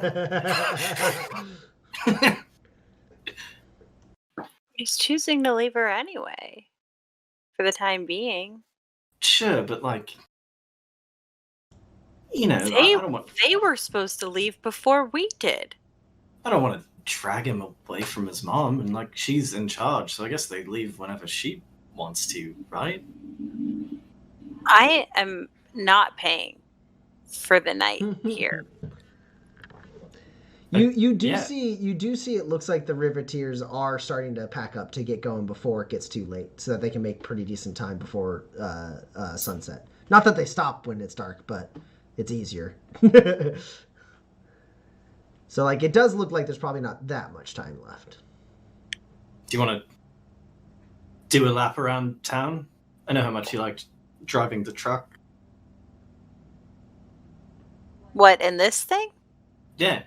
No. Okay. No, this doesn't have, I mean, I'm sorry, but look, Ferdinand is like nothing compared to Cho. Shit, that's why I took everything that made it him and ripped it out. Wait, so what am I supposed to call it? It's the Kingslayer. That's not a name. Yeah, it is. It's a cool name. No, Killed two of them. no, it's just really not. Okay. Okay. Yeah, fine. Whatever. That's, you know what? Fine. Whatever. It's fine. Wait, so are you saying, are we just, Roland, Yeah? I think you have an obsession we need to talk about. No, listen. I Okay, named it that Mad because King it's happened Gambit. twice. Gambit, and then the Kingslayer. It just seemed fitting because it's happened that's a twice. Yeah, did it happen twice? I feel like things don't happen to you on accident. You'd be surprised. You really would. I'm very good at making it seem like they the don't. big scale, though, right? Like on the big scale, it's all your plans. On the little scale, No, actually, it's very much the opposite. On the grand scale of things, I have no plans. I have nothing beyond 15 minutes from now. I Does have 15 survived. minutes from now equal Kinsey is in this car? Right on the like hood of the car, on the hood of the car, just a big old slap, and like you see arm in arm Kinsey and Tusk goes, "You take good care of my boy. He's a good boy. It's a very good boy. He's man. You're a man. He's a good man. He's a pretty good man. That's just the nicest thing anybody says about me, and I really appreciate it. Nobody ever gets to be nice to Kinsey. I don't even know why I try. You start being nice to my boy. He's good, and I'm proud of him. And you know what, son, you turned out way better than I could have ever hoped. And I don't know if I said this outright. I'm sorry. I'm sorry for not coming back. I'm sorry I never tried to find you. I guess things happened the way they were supposed to. You did find me, so you wasn't trying. Oh, that's interesting.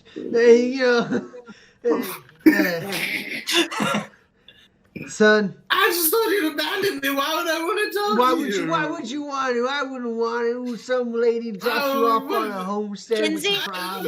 Kinsey, What? Kinsey, whistle for your rabbit. Oh my god. Where? Where's the rabbit? Wait, don't wait. Hold on. Umbra! have you tried offering him food? He seems to like food. Man, wait, I've got food. Before you manage to like get to your food, like bouncing over on the other side of like the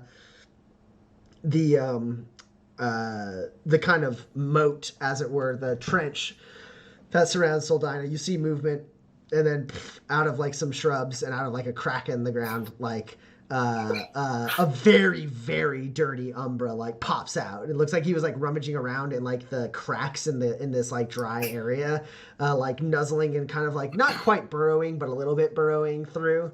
And he comes out and he's just he's filthy. And he looks at you and it's like his like one ear is like twitching to like get some of the dust off of it.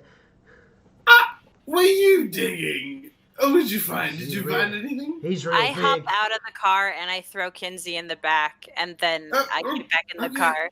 Tusk, Mommy, it was we're awesome. leaving. It was good. I'm going to miss you. Hit it.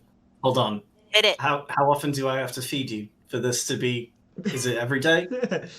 Okay. You reach out and like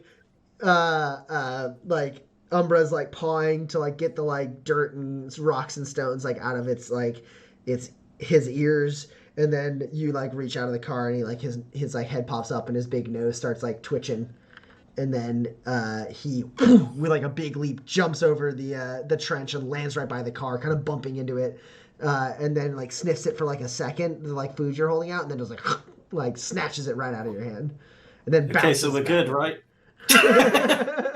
Keep up.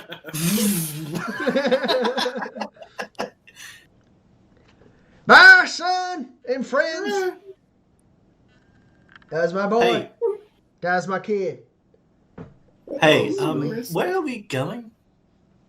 Oh, this way. And I take out like a big map and like I got somebody to write an X on there. Right, Yeah. hold on. Yeah. Like drifting out of town, you head east towards the town of Las Brasas, which is on the other side of the Punched Peaks, not too far from Tobias Station. And you tear out into the day. You still have a decent amount of daylight left. It's not going to get dark for a handful more hours, and even then it won't get like nighttime dark until like an hour or two after that. So you got plenty of time with the Kingslayer to make a lot of good ground. Thank you. And I'm still not convinced it's not called Ferdinand, but whatever. It's not. I killed every part of it. Every part of it that was him. He was the only one with seatbelts. And on that note, we are going to take a quick break. We'll be back in about 15 minutes, and we will continue this adventure further for a little bit more time. So all of you watching, we'll be right back. Refresh your drinks. Post in the chat about what you've liked so far. We're so happy to be live again. All right, we'll be right back.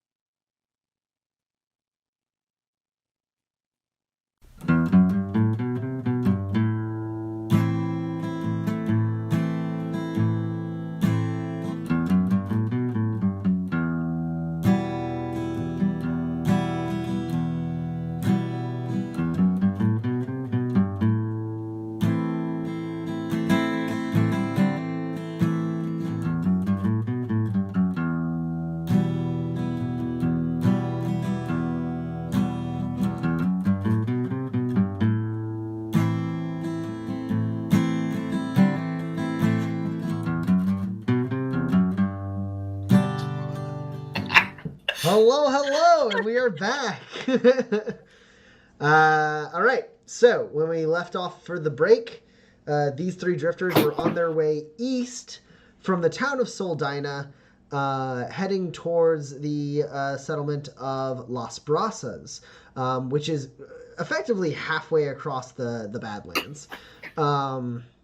So you have just a little bit of travel before it starts getting too dark, and it's relatively easy. The kind of like really rough, like cracked kind of like crevices around Soldina start to smooth out, and it just becomes like kind of rocky and sandy terrain as you get a little further away, with the occasional like kind of like shrubs and bushes and cacti.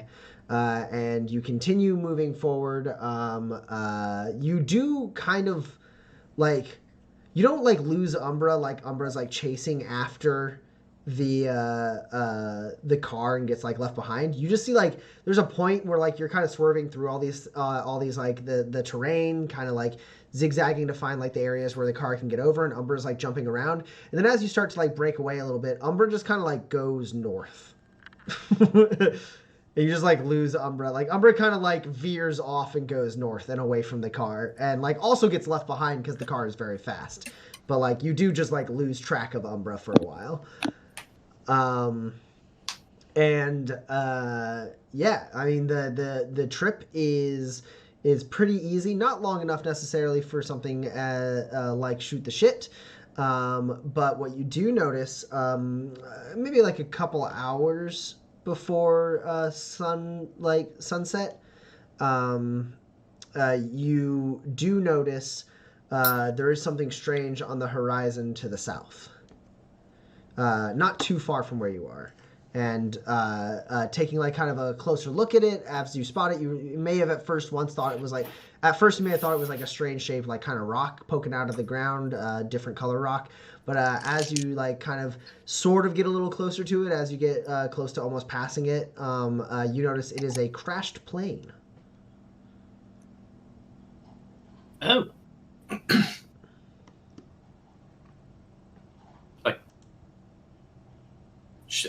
We should investigate. Yes, I'm turning the car. Someone tell me no if we shouldn't. I'm turning. It's happening. Okay, we're going.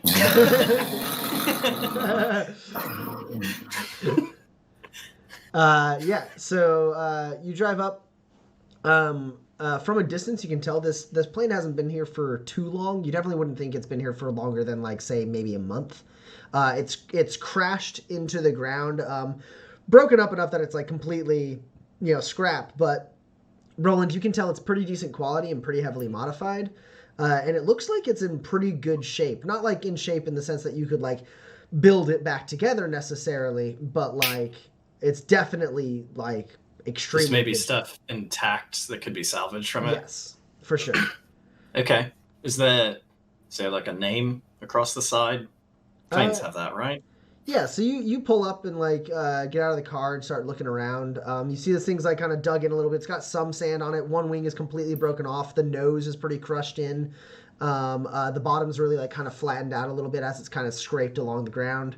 But like the signs of its crash are kind of like faded, so it wasn't like this didn't just happen. You definitely don't see any like people around or any signs of that. And what you do see printed on the side of it as you look around. I scrolled too far. You see printed on like kind of the nose of the plane. It says Kilburn Private Courier Service. Man, we're gonna have so much mail.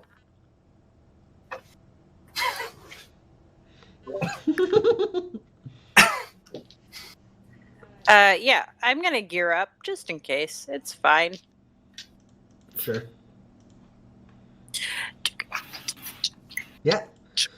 Go ahead and roll it an observe test. I suppose everyone, if you want to try and like kind of like size this thing up. What's happening? What are we doing? Yeah. This is a crash plane. Don't worry about it. Roland found the plane. Roland, come on. What? Sorry, I thought you said Roland crashed the plane, and then I realized that was ridiculous. I apologize.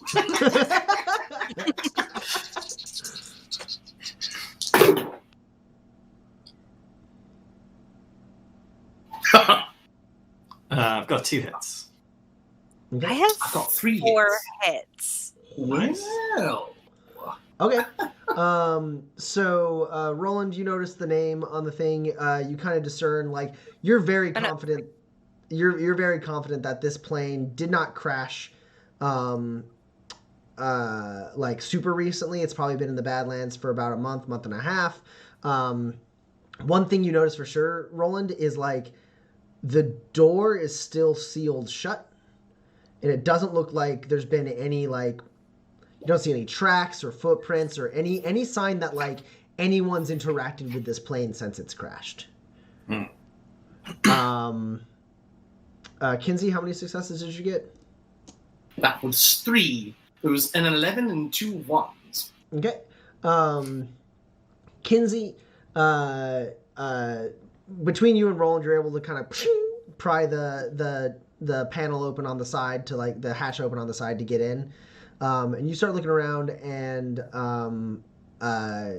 you basically like are able to kind of, like, first off, no sign of anyone in here. There's no like skeletons. There's no dead bodies. There's nothing. And between you and Roland, the two of you can kind of like pretty confidently like discern that like there doesn't seem to be any sign of struggle. It doesn't seem like there's any damage on the outside or the inside. It doesn't even look like anyone was necessarily flying this thing. It looks like it just ran out of gas. Like you see that the gauge is empty. It just like ran out of gas and fell from the sky. And like no one was here from what you can tell, unless they were like very good at like covering themselves up. And Pax, you're kind of rolling around. They jumped out? You're rolling around the outside, Pax, like taking a look, trying to see if there's like any sign of people or danger or anything like that. And you're able to kind of gather some of the same stuff that Roland and Kinsey are. Like basically you're like shouting out to each other, like as you're being like, no bullet holes out here, and like no nothing, like the wing's busted, but like it looks like it was the crash. And one thing you notice, Pax, is a kind of like a little dusted by like the sand that's like blown up against the back of this plane. You brush it off, and there's a metal plate about like 6 inches by like 2.5 inches, and it's got a series of numbers and letters stamped into it. And this plate is like welded to the tail of this plane. Roland? Yeah, what's up? There's like a thing. I don't get Okay. it. Sure. I'll come take a look. It's by the tail. Come here. Sure. But walk around the nose. I haven't cleared the other side of the tail yet. Sure. Could be like a double wasset or something. Yeah, so you come around, Roland, and you see this like kind of like dark metal plate that's definitely not of the make and model of this plane. It seems like something that has been added to the plane on the tail. Okay. Is this anything I've ever heard of, or a thing I might know? I would let you roll lore or pilot, I suppose. Cool. Or Lore survival at a -2. I'll roll lore. As the other 2 skills you've said, I have a 4 in.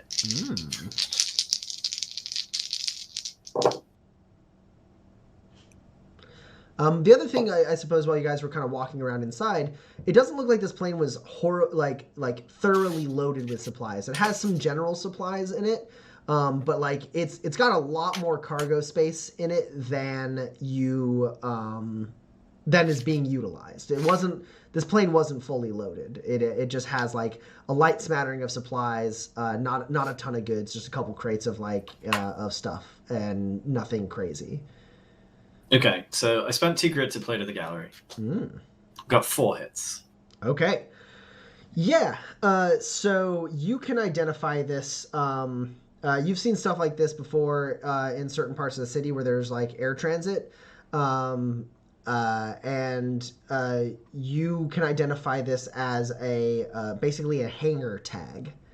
If this is a vehicle that it's like an identifying tag for certain hangars. Sure. And what you can tell is this code originates from Tobias Station, which is to the east in the Badlands, which makes sense given the trajectory that this plane seemed to be on. You can be like, oh yeah, they were flying from Tobias Station.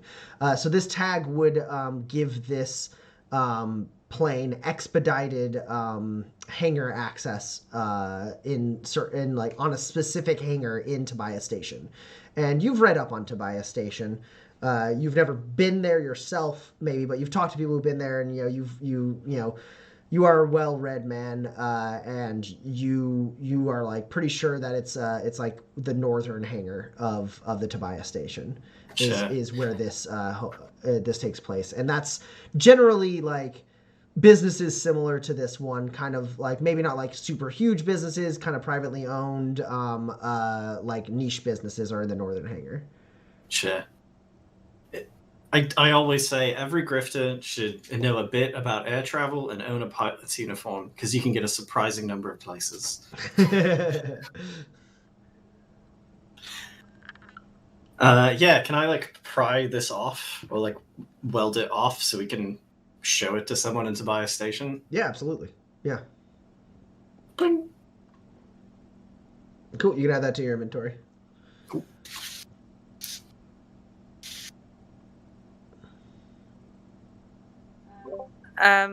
So there's no like discernible threats around here No, you don't. for You don't the really. time being. You don't really see anything. The sun's starting to get Okay. a little bit lower in the sky, but you don't see. There's like Kinsey, Roland, and Pax. All three of you have like scoured this place. There's like no sign of passage around here. As far as you can tell, this plane may have been empty and just fallen out of the sky. Or like Kinsey said, someone may have jumped out of it like a while before it ran out of gas. But the thing that makes it kind of hard is the door was sealed shut. Sure. So they would have had to vacate in a way that also shut the door behind them. I mean, you could get a mag belt and walk out and close the door, lock it from outside, and then jump off, I guess. That'd be crazy. Seems like a lot of work there. It's just so crazy that it might work. What is inside? Just like supplies-wise, 2 machinery cubes. But nothing interesting? No, besides No, a pretty intact plane. Okay. It's like it's nighttime or close to. It's getting there, yeah. I mean, if you guys don't mind waiting a bit, I could probably salvage some stuff off this, taking it apart. Sure. I didn't see why not. I guess I'll post up top. Yeah. If you're sober enough to lend a hand, Kinsey. Sober enough, I suppose. Great. I'll handle the welding.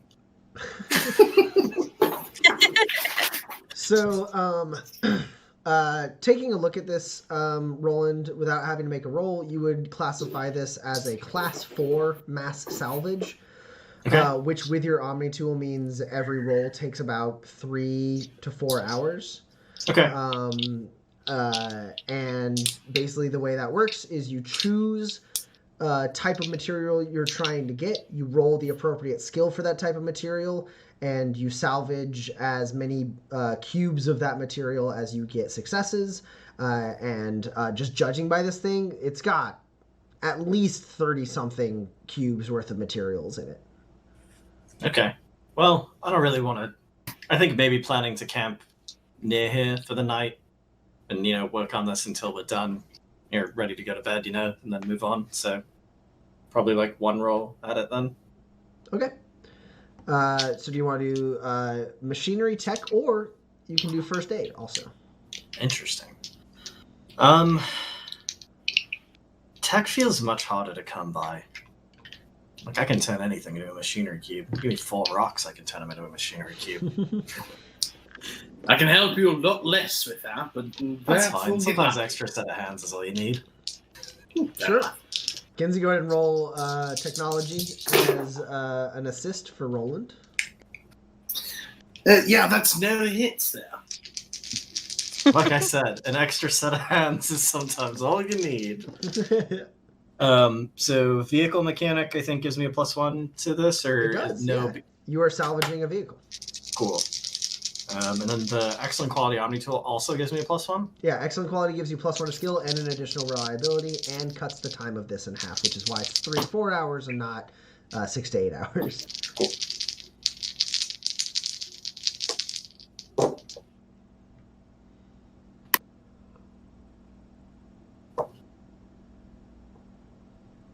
So it's 3 hits. Cool. You get 3 tech cubes.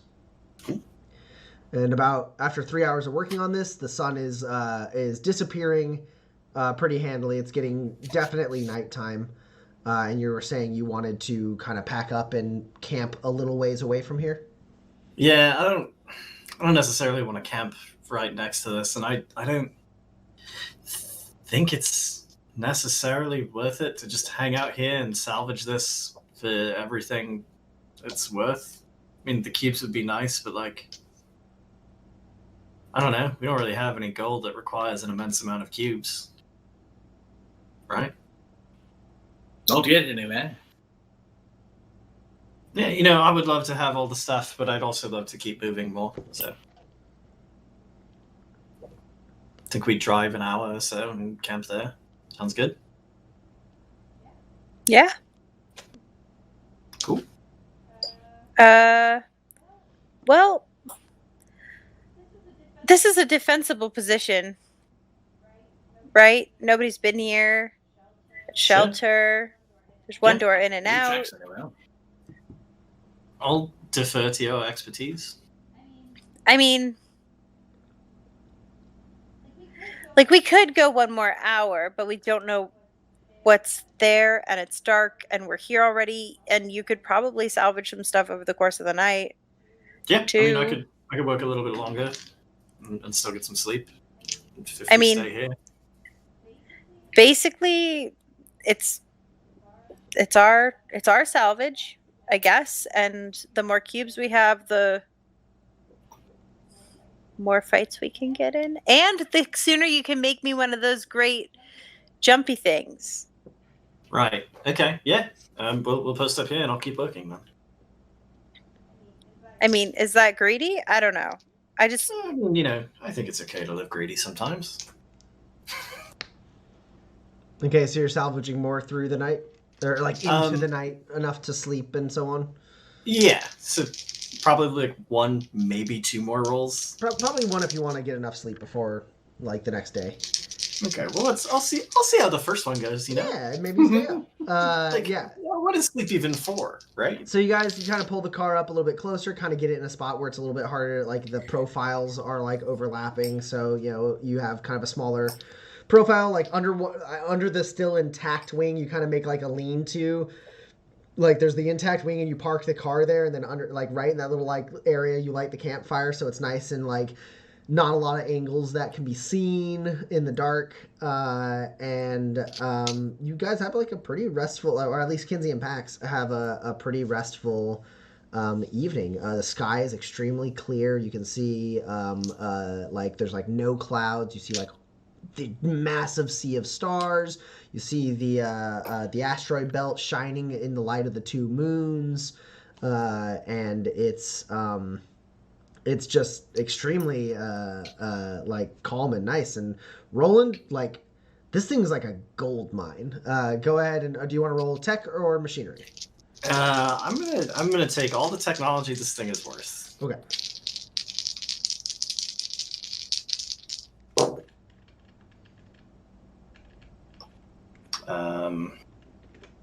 Is it worth it to spend grit on that? Probably, yeah. I'll spend 2 grit and play to the gallery to adjust down. what? Get those explosions. Cool. So that's 5 hits. Nice. You get 5 more pieces of tech. You still think there's a decent amount of tech, but one thing you do notice is like as you're kind of like welding off parts of like of the paneling and like moving it off to the side so you can get at like the guts and the wiring that like makes this thing function, you find out that like there's a cargo, kind of like a shallow cargo hold on the bottom of this thing that's been like completely crushed. But if you're able to cut away, there's like more cargo down there. But at a glance, like shining your light in there and everything, it looks like mostly more machinery and tech cubes. But you find like branded like boxes, like things with like some kind of internal code that lets the person maybe know where it is or what's inside or something like that. You're not sure, but like there's some kind of internal code that's like the Kilburn private courier service like stamp on some of these crates, and you're able to like break them open, and there's like more effectively like little gadgets and so on, basically stuffs that come together to make tech cubes. Sure. Yeah, so I think I'm like opening up that cargo thing, and I find essentially like literally buried treasure. And it's just me awake, or like just me in the hold, right? I'm like, this is... Someone will surely come for this. I've read this story. Does the protagonist live in that story? Yeah, probably. Yeah, I think spurred on by that. But what's sleep even for, Tommy? I'm just gonna keep working. Okay, perfect. Yeah, are you going for more tech cubes? Or are you going for machinery? I'm going for tech cubes. Like, All right. They're so much more expensive, and they're so hard to just come by out in the wild.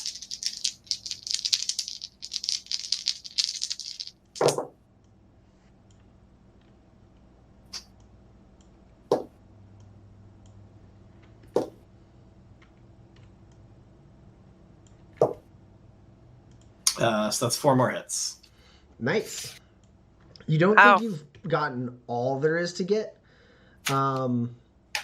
but at this point, you've carved enough into this thing, and like you basically like Roland and Kinsey, you wake up, or sorry, Kinsey and Pax, you wake up, and like you see that like Roland has like carved out part of the earth to like get in. He's got like a little like he's taken part of his Omni tool, which folds out into a board with wheels that he can lay on, and he's like pushing his way deeper into this thing. So you wake up and he's still awake. You hear and they're like, oh, that's a good one. I like nudge Kinsey like awake like with my elbow, and I'm like, I think I made a mistake. I think we should stay here. And did he stay up all night? I think he stayed up all night. He stayed up all night. Of course he did stay up all night. Yeah, no, he stayed up all night. So it was 4 successes, right? Yeah. So that's 4 more tech cubes. Okay. And you're digging into this thing, and you do find one more thing as you're kind of prying open crate, thinking it's going to have more and more like of this kind of general stuff. And you find a small, maybe like, let's say like 1.5 feet tall and like 2 to 2.5 feet like wide, kind of aerodynamic, sleek piece of metal. Is it a missile? Did I find a missile? You don't think it's a missile. Is it the harpoon that killed this plane? And so you wheel out and you see Kinsey and Pax looking at you. Also, Roland, go ahead and roll an endure test to see how bad it is that you didn't sleep. Sure. Ooh, big 0 hits. Oh no. Okay. So you take 2 damage directly to your hit points. I think what you mean is I take this healing tonic that gives me -2 awareness skills. So Kinsey and Pax, you see as like Roland like pulls out, he's got big bags under his eyes, and like you like see you notice on the ground Pax like an empty tonic bottle nearby some of his tools. And Roland, you like are startled by Kinsey and Pax as like you didn't hear them. I actually can't be. Like a little startled, right? You didn't hear them. You knew they were awake, but like you're like Yeah, sure. You're like, oh, you're right there. Oh God. Okay, so I found this. Does anyone know what this is? It's metal. Right. Metal. Looks But like what metal. kind? And for what? It's Roland. It's just some metal. I think. I'm not convinced. And Roland, you start fiddling with it, and you have a high enough tech skill that you're able to activate this device. And what happens is like out of like the kind of like slanted like body, like these two ports pop out, and you see 4 little small like rotors inside the wheel, or inside these like wings that just popped out, and it lights up, and then you see like on your Omni tool, which is kind of like built into like your clothing, you have like the Omni tool. It's like, you know, the main body of your Omni tool like operates on like your It's shoulder, like a shoulder and arm. pauldron, right? Yeah, and it kind of like lights up, and like a little like bing holographic thing pops up, and it's like sync device. Yeah, sure. No, wait, we don't even know. And so you boink, you hit it. Wait, what and does that mean? What and does that then- mean? What does that mean? You see like a little like video feed pop up in like the holographic like projection from your Omni tool, which shows apparently the perspective of this device as it floats there in the air looking at the 3 of you.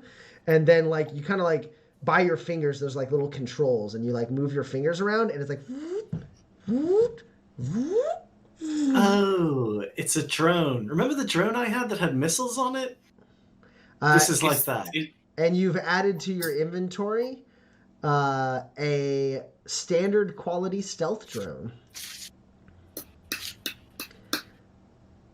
It is an air drone, which means it does use pilot to use if you're in a situation where it like needs to be like very I'm good. gonna crash this thing so fast. It's like good enough that you can like tell it to go to point A and point B and it will be fine. But if it gets shot at, you would roll pilot to try and save it, basically. Sure. It can get up to 50 feet away from you. It's extremely hard to notice. Anyone who tries to notice it is at a -2. And it feeds you a live image. And it effectively follows the vehicle rules for like its body and armor, and it has a body of 3, an armor of 1, and a toughness of 1. Okay. Does it have a microphone? What? What do you? What? Why? I don't know. If it flies around and sees things, I mean, it might be nice to know what people are saying, too. As he's like saying that, Roland, you like kind of like twitch your pinky, and like you hear like Kinsey next to you, and then also like kind of like off of your pauldron, like pointing at like your ear, like the like him echoing. Yeah, no, it can hear you. Oh, it's saying unkind things about you, Kinsey. I'm sorry. We've only just met. How is that possible? The drone's like. You listen to me here. You listen here, drone. I am your. You know what? I don't have to get in a fight with the drone today. I don't know why we need it. I could just do whatever it does. So. I mean, But what if you're otherwise engaged? What if you're punching people and stabbing people, right? You're the skill. Then we're not being sneaky, are we? But maybe that's 50 feet away or further away from where he is. And so he has to use the drone. You crash my car. You replace me with a robot. I get it. I don't want to replace That's you. fine. Nope, it's fine. I get it. Roland, you've offended Pax. I think I left when you guys started arguing to go play with my new toy. He doesn't even care. It's my new he's replacing me. No, you have so much. You have so many more skills. What would we do without you? Remember that time you were the boss? I mean, you kept that up for quite a while. Yeah, but then we Jerry left. can't do that. Well, who says the drone can't do that? It can listen and sneak. That's all I did. You do see as Roland makes No, it go further than 50 feet, having not. Oh no! Right as you say that, like it goes like 50 feet, and then it like starts like falling, and he's like, ah, and like runs. He's like, it's okay, I saved it. Okay, everyone. Jeffrey is fine. Oh, sure, it gets a name. The car goes nameless. Whatever. That's not true. I I mean, told you he's the car's cool. name. That's not a real name. It's not a real name. You're right about that. That's true. It's not a real name. It's like an adjective at best. It's a title. That's how they work. Well, that you say. What, like Lord or Lady? I mean, I don't know any Kingslayer. It's like has a title. I've never heard that before. It's because you don't read novels. I read that one that you gave me. What is it? In the Heat of the Twin Moons? That one was smart. But it was a novel. Novella, really, Don't if we're give being me about that pedantic. thing anyway. Look, I named my jackalope after that novel. The least you can do is acknowledge that it's literature. It's literature for sure. It's just also smart.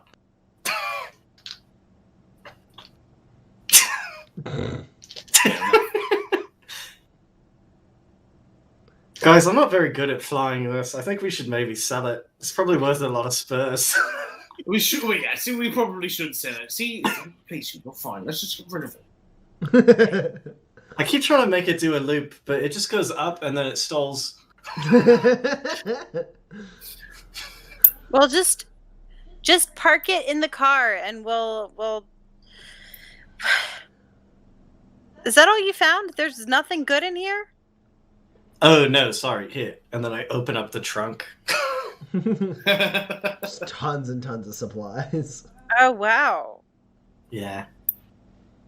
Nice. Also, this might be like proprietary. But I don't- probably worst I don't know case scenario, we can return it for a finder's fee, I bet. I don't know what that means. Nah, it's not important.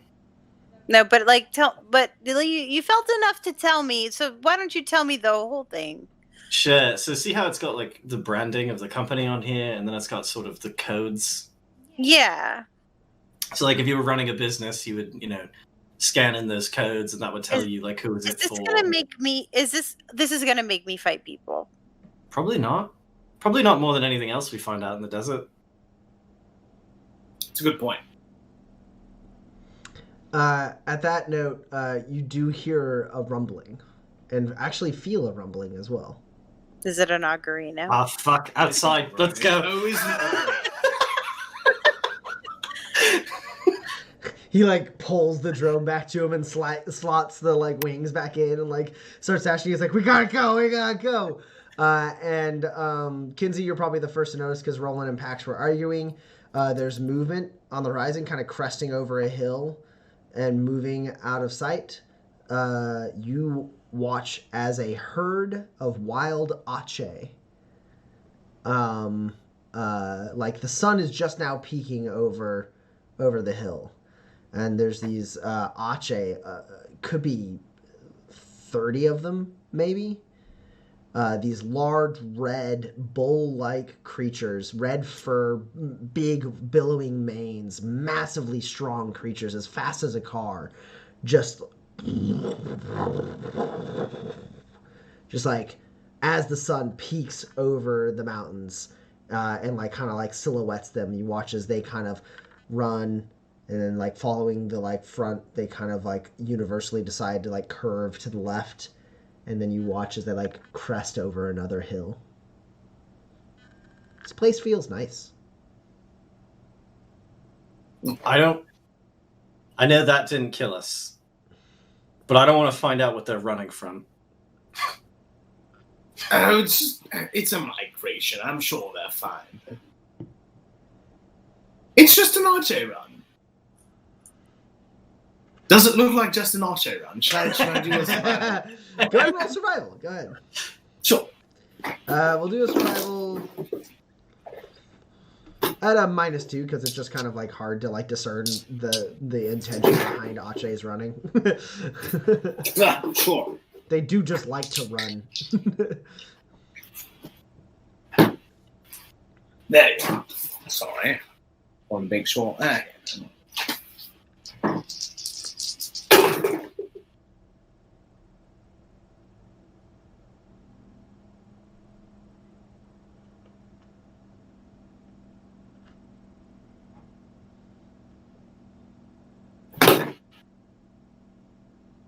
That's 3 hits.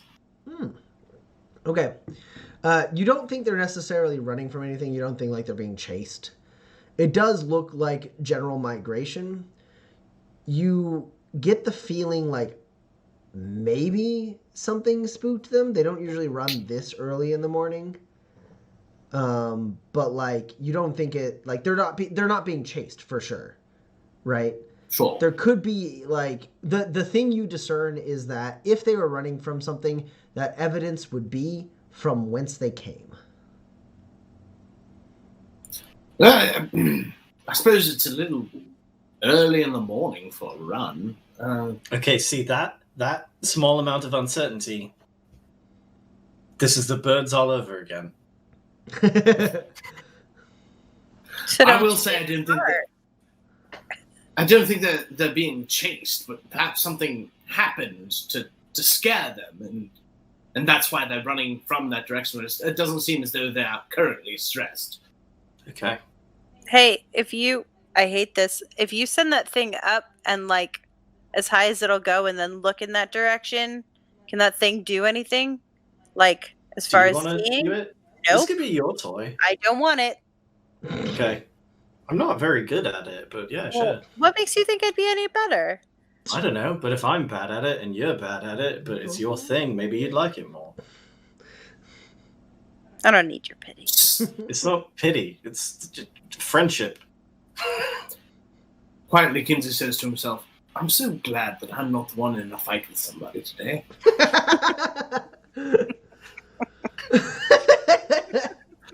Yeah, you can send the drone up 50 feet in the air.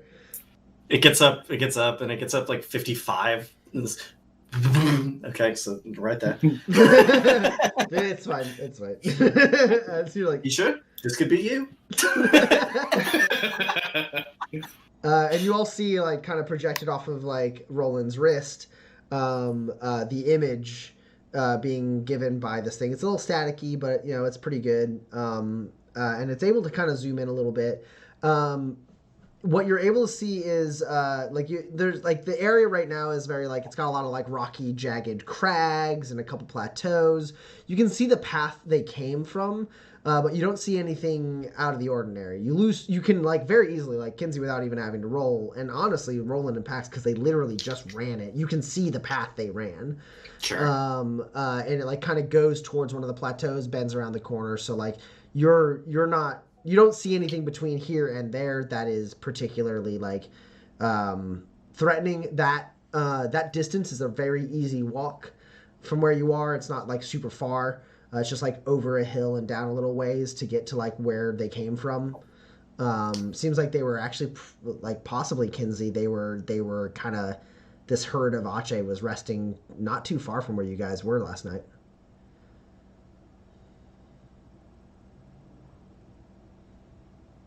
I relay this information to my king.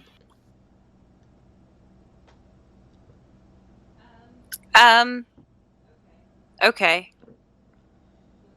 So as I see it, we have 2 options. I can go run over there and check it out. And you can hide because I won't be able to run back if there's something like dangerous that tries to kill you in the like 20 minutes that I'm gone. Sure. Or we can all go and you can try to be quiet. I can be quiet. I can try to be quiet.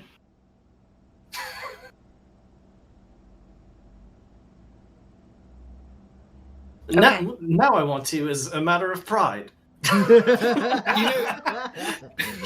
I'll tell you what. Yeah, I think probably at this point it's best for me to work on my armor, because if I show up without my armor and unhealed, then I will probably die, so why don't the two of you go? I will watch the truck and fix my armor in the meantime. Sure.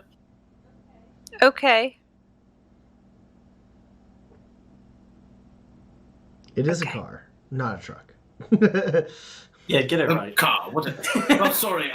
I'm so used to having the truck, and I'm still getting used to this whole Kingslayer thing. It's just funny because I'm pretty sure we all mistakenly called the truck a car a whole bunch. So, yeah. Okay, so Roland and Pax, you start heading over the hill. Kinsey, if you want to start working on your armor, you can expend a machinery cube and roll machinery. Will do. So if I do have follow my lead. Ooh, So fancy. you can attempt to sneak not poorly. Okay, so Roland and Pax, you want to start sneaking. So Roland, your sneak skill is equivalent to Pax's sneak skill.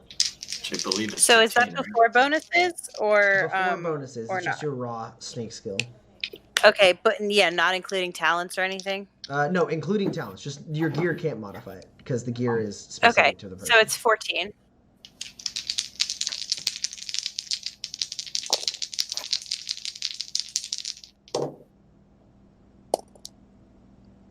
Try and tell me I can't sneak. What's everyone's highest? Hold on. Also, I have the tree up to that, which is Lightfoot. Which means you can travel at normal speed while being quiet. Yeah. Yep. And the other one, the they can't hear me thing. Oh, -2. It's Lightfoot is -2. Yeah. Okay. Okay, great. I've got a 13. I have a 16. Okay. So both of you move forward, and like Pax kind of moves down into a long striding sneak stance, and Roland kind of almost has a yeah, of course.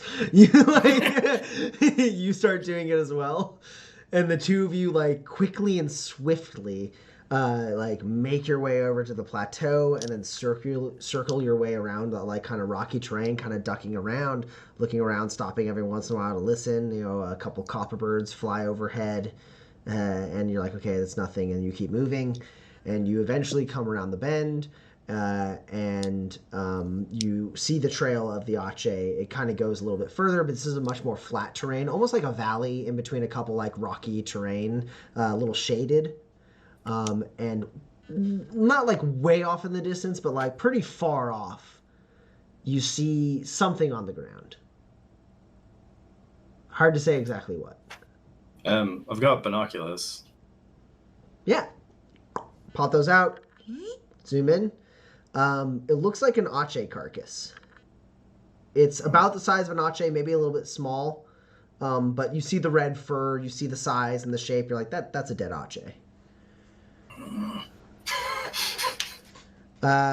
Kinsey, what'd you get on your repair? I got 2 hits, and I'm spending 2 grit to twist the knife, so I've got 3 altogether. That heals up 6 of your armor. Perfect. Pencil somewhere. I'm sure I will find it and erase that in a moment. Nice. Your armor's busted forever. Congratulations. You have enough time to roll again if you want. Yeah, I'll do so, yeah. Okay. Wait, you were saying you were trying to get to 9? Yes. Is that your armor? Your armor went down, so you're trying. So to it get should to be 8. I'm trying to get to 8, and then I have to also. So the You spend the cube to fix it quality-wise first. You spend another one to get to 9. Yeah, the smart way to do this is to spend 3 machinery cubes in order to get your quality up, so your maximum armor is 9, and then a simple machinery cube without a roll makes you automatically heal 3 more armor points. So spend 4 machinery cubes, and your armor is high quality and fully healed again. Are there machinery cubes in the car that I can just steal that maybe nobody will notice? We'll notice, but you can steal them. Wouldn't it just be 3 cubes? No, it's cubes that would go into the like thing. So if it's a thing that uses like tech and machinery, then you. No. I mean, you said 4 cubes that he'd have to spend. Wouldn't it just be 3? So it's 3 to upgrade, and then another 1 to actually Heal up the remaining 3. Oh, I thought it was just 1 machinery cube to get the quality back. No, it's 3. No. Okay. Actually, Sure. you know So what? I hope just I could be wrong. Let me go ahead and. Oh, that was the worst way to search that. It's medium armor, right? So it's actually 2. It's 2 to get the quality up, and then 1 to heal the remaining points. So yeah. good. So I just need to steal 1 then. Perfect. Sure. You steal a cube. Who do you steal it from? Roland or Pax? I think Roland.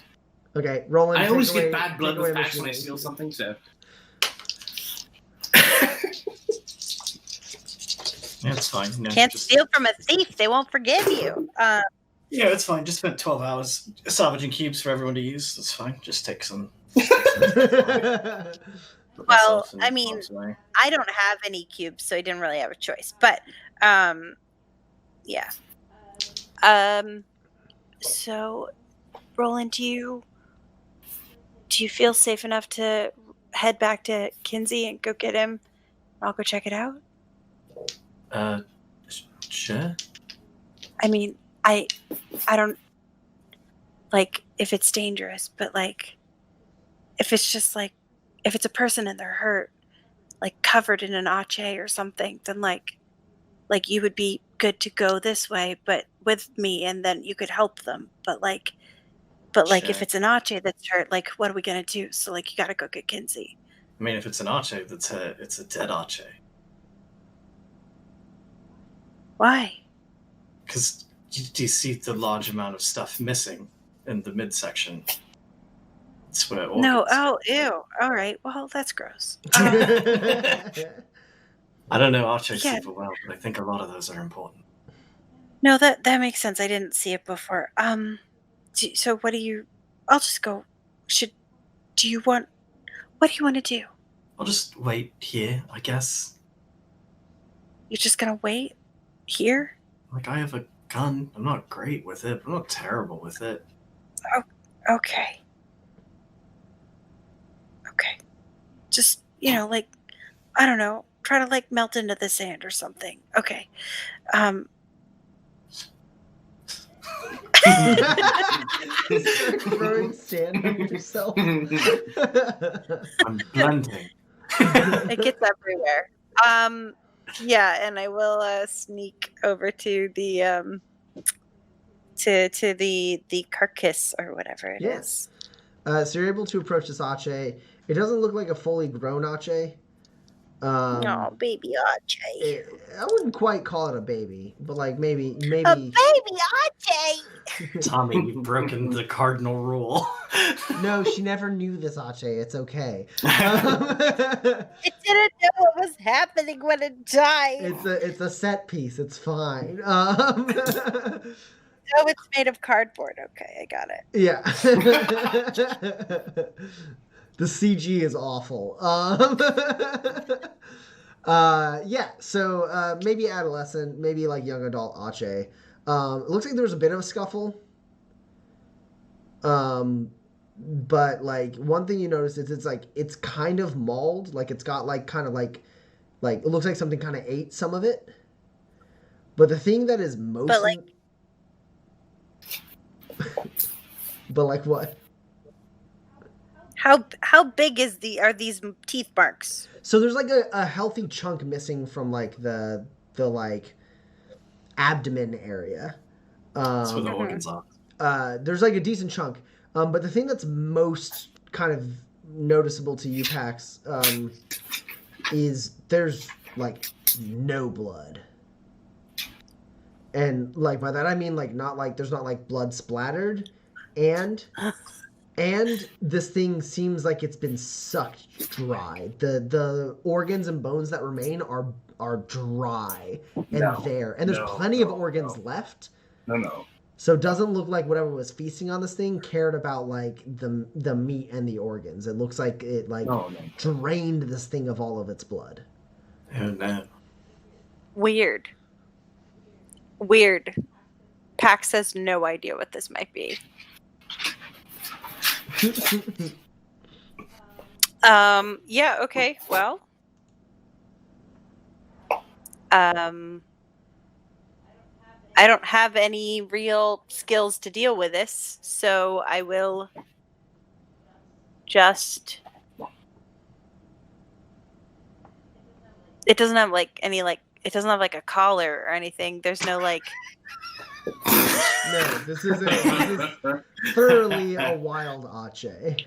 Okay, great. I guess I'll just be like, sorry, buddy, and then just like back away. And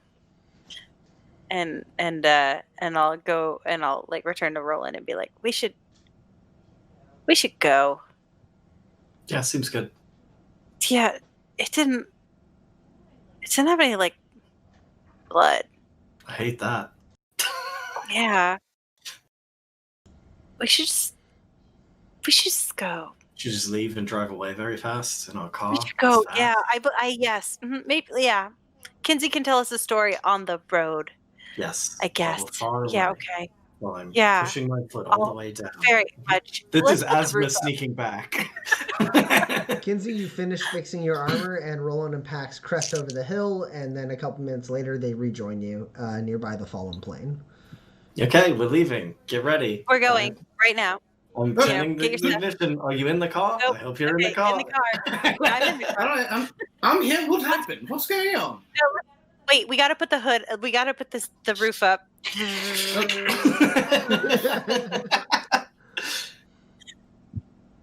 Roll up your window. I'll put the AC on.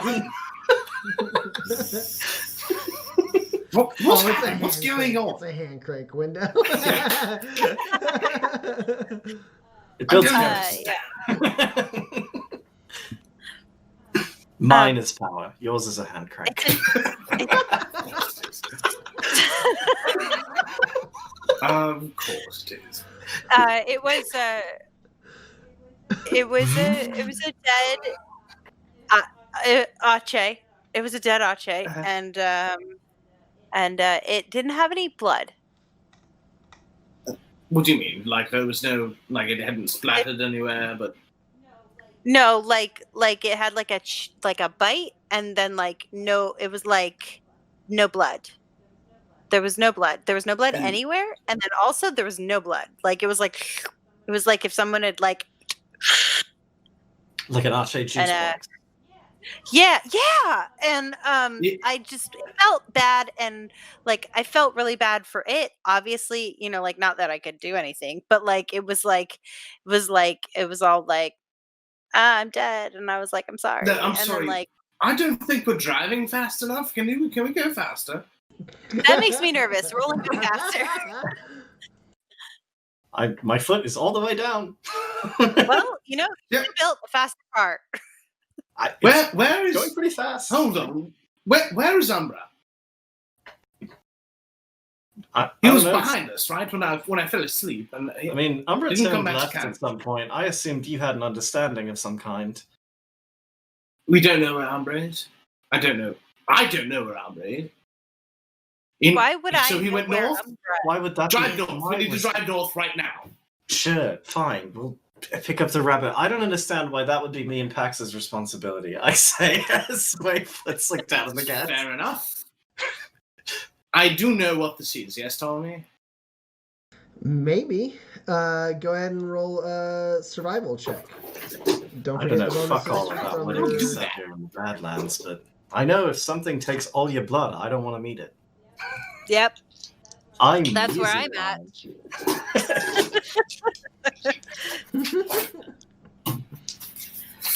I need mine for stuff. Listen, I can fight most things, but I do need my blood to fight them. So Yes, that's good.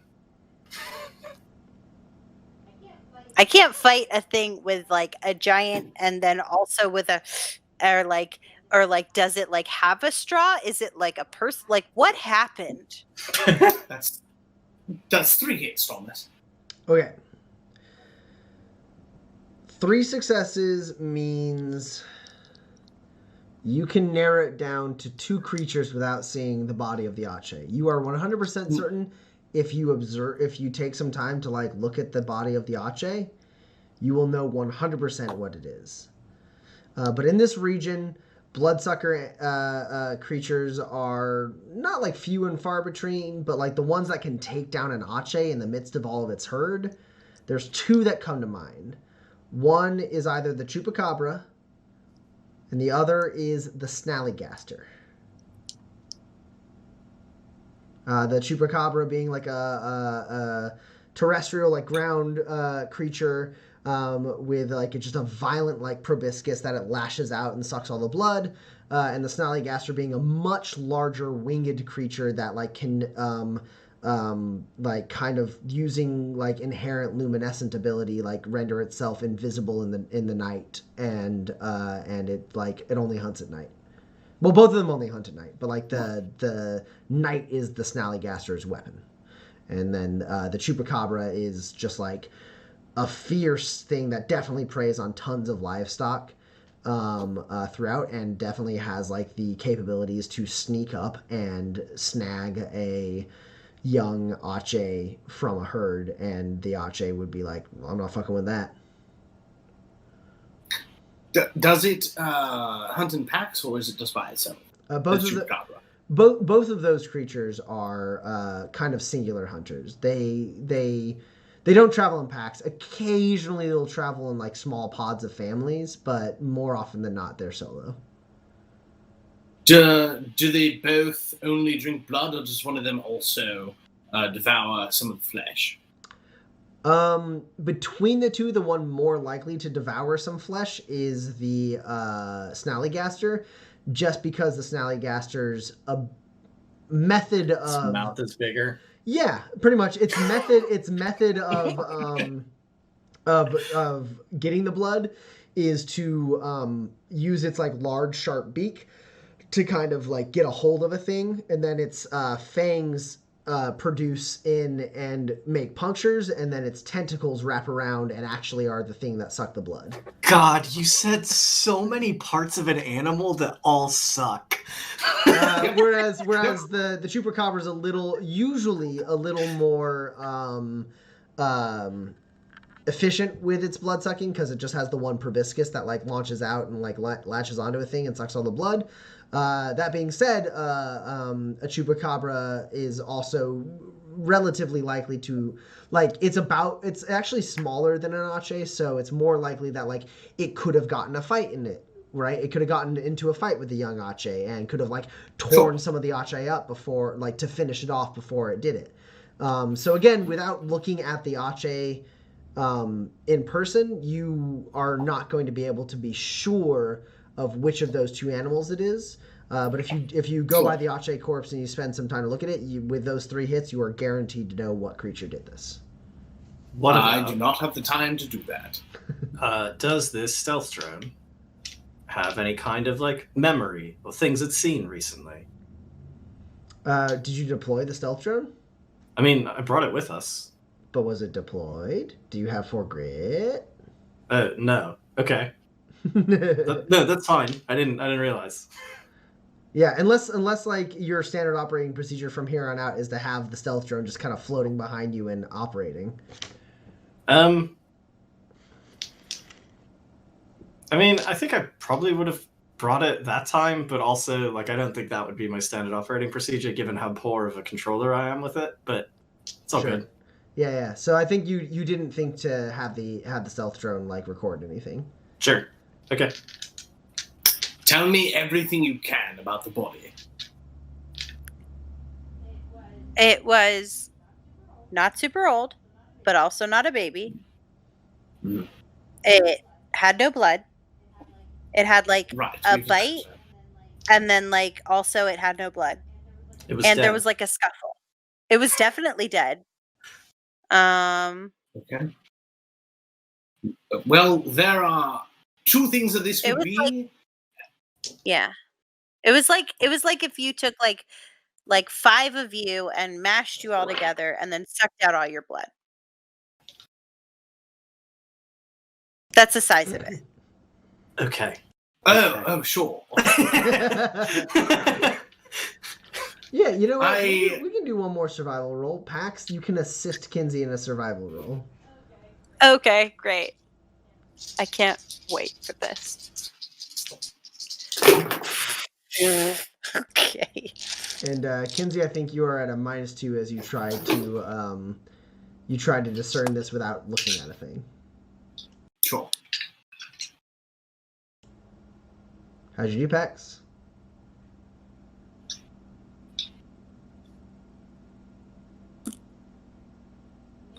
Maybe a grave misfire. It was blue.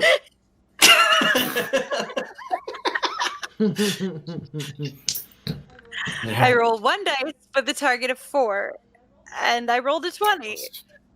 That's a problem. 5 eyes? There were definitely at least a couple remnant tentacles, for sure. Kinsey, Good. how many successes did you roll before Pax grave misfires?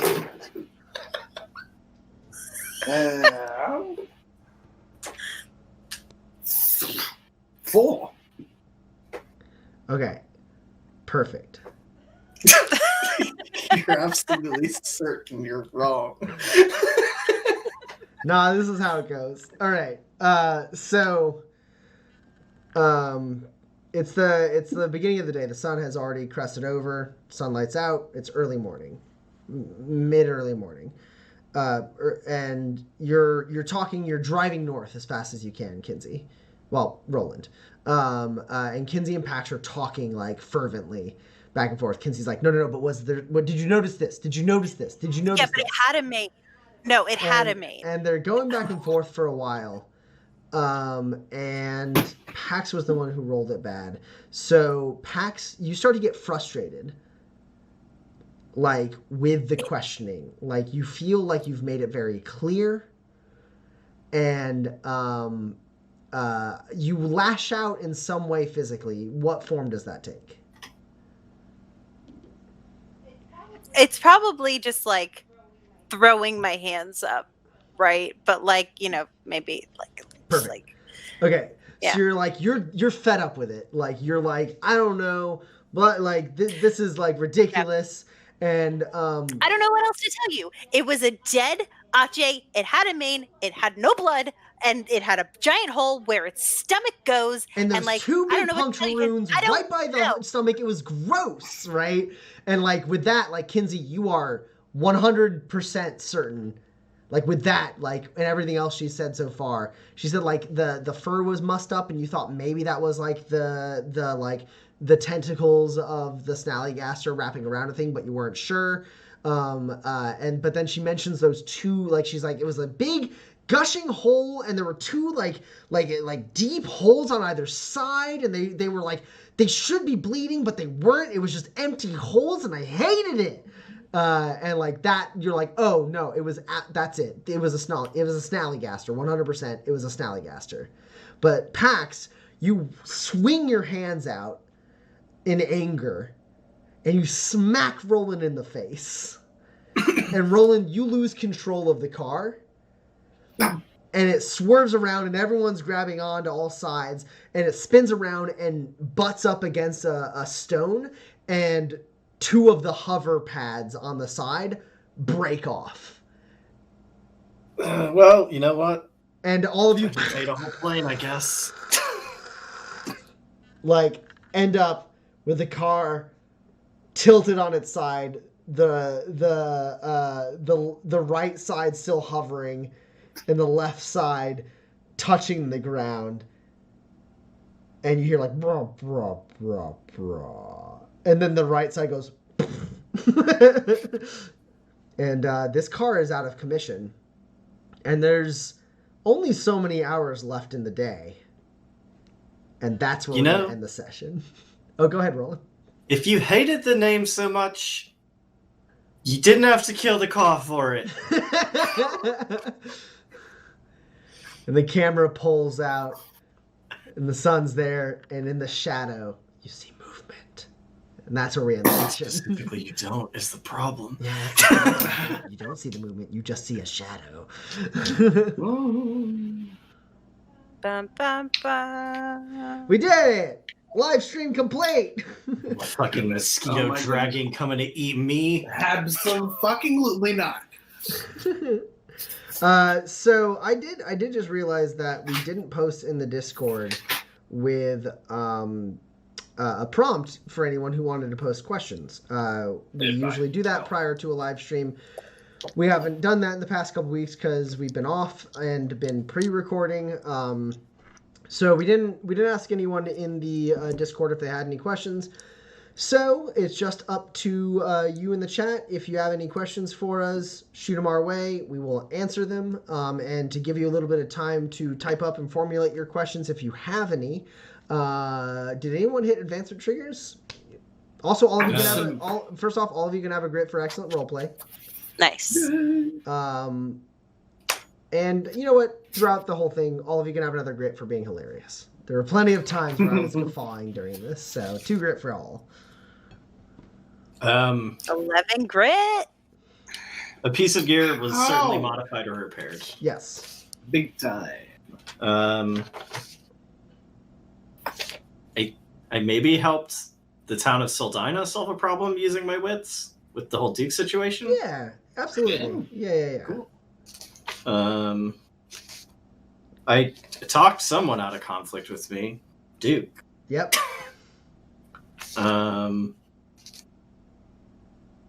I did salvage a whole goddamn plane, pushing my luck despite a clear chance to fail. There wasn't really a clear chance to fail. The only failure would be more time spent. That's all. I mean, the last time I didn't sleep and had 2 damage on me at the morning, a bird almost killed me. I don't think that's a particularly clear chance to fail. The Well, pushing your that's luck where you and I despite a clear differ. chance to fail is like you are given a straight up like warning, like, hey, this is dangerous, and you're like, yeah, but I'm feeling lucky. He Yes, did I've just- speak with me. Nah. No. I'm not incompetent at sneaking. I refuse an experience point for that. I don't know about that. I roll 3 dice out of 10. It's not great, but it's not incompetent. Basically incompetent compared to me. Yes, but not the world. Someone was threatened with violence. Yeah, Kinsey. Yeah, and also Duke. Oh yeah. An open fight is avoided through underhanded means. A Snallygasser Ada Ache. I think more likely it would be. No, I don't think Kinsey's grapple spikes would have stopped that fight. That would have been the underhanded means because it's a little bit fighting dirty, but that wouldn't have stopped the fight. The thing that stopped the fight was the preacher tackling Kinsey. So I don't think that's it.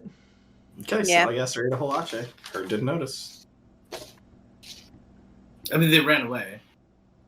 After they woke up, it After died they in the woke night. up, Snallygasser came in, cloaked in shadow, totally invisible, Ada Ache right out under their noses using cheating powers, Tommy. Let me roll a die to see if I feel generous. I do. Okay. Guess what? That's me at 12 grit. What? Real life manipulator. I Maybe take something case. I want but don't deserve. I mean, the apple for starters, but also Duke's fear. Shit. No, the apple's the one that cinches it. You didn't deserve that apple, and you took Fuck it that and you ate it right in front of him. If that's not an outlaw move, I don't know what is. And Shoot the playbook. you put yourself in harm's way for no reason than to protect others. I faced a bully. It's harm. It's not death. Sure. Yeah, all four. Yeah. It's been a while. It's been a while since I've hit all four for sure. A trap was utilized successfully when Snallygaster ate a baby Ache. Sure. Patience was rewarded when Roland Sally totally took that Gaster. plane apart. Look, guys, here's the thing. You weren't there for that. Yeah, but it doesn't say your trap was utilized successfully. The reason I keep giving it to you is because I said the Ache heard happened, but it's all off screen. No, I'm not giving you this one. I've given you too many. If you have a different thing for patience being rewarded, sure. No, Roland took a plane apart, and I will get it for that one. Oh yeah, no. Roland spent extra time to take the plane apart and found Yes. this stealth drone. Sure. Okay. Yes. Snollygaster. You do not hesitate to commit to a dangerous course of action. You didn't do much dangerous stuff this time. I didn't. Are I you mean, sure? you fought Duke, but You know like. what? You know what? I fought Duke. I did fight Duke. Kinsey sucks at fighting. But I Duke do. threw the first punch. It wasn't Kinsey's choice at that point, right? Kinsey was already in a fist fight. I did go into his store, not knowing that he had already been threatened, and took his cigars. Fine. And a predator was evaded when all those Aches ran away from the spot. Nope. that Nope. was. So, Nope. The Ache, the Snallygaster got what it wanted, so the Ache was not evaded. yeah, I don't think there are any other I predator evaded evasions. by Duke? No, you straight up threatened You him. cornered him in his Yeah. store. If he had locked the door and you couldn't get in, he maybe evaded you, but You can't lock a door where I can't get through. I think 10 is the number. I think we got 10 XP. All right. Good job, everyone. Um, That Snallygaster pulling it out for us for sure. Fucking hard Really carry sensitive. Snallygaster. so it doesn't look like there's any questions except for I think this came earlier before the Q&A popped up, which was Argot Lam asked, what color is the drone? So the drone right now is like a sleek, like nondescript, like kind of grayish black color. If Roland decides to paint a color onto this drone, like maybe a red streak or something like that, that's up to Roland. Nah, listen. We all love Bumbles. We all love Red Leader. Roland ain't a drone guy, especially if they fly. Yeah, Roland needs a ground drone. And even that drone I decommissioned because it was too much work to keep track of. Yeah. So I don't think we have any other questions. I don't have anything in the Discord. I don't have anything in the chat. Argot Lam does say to you, Dan, that's fair. So I do think we are done for the evening. Thank you so much for joining us on this our return to being live. That's great. I'm very excited about that. We love you guys. We appreciate all the support. Don't forget to like and subscribe. Also, go check out blackmamasmatter.org. I'm just going to post it in the chat again for anyone who Yeah, do didn't it. see There we go. Whoop. Thank you so much. You guys did great. We're done for this. We'll see you next week. We'll see you next week. Bye. Subscribe.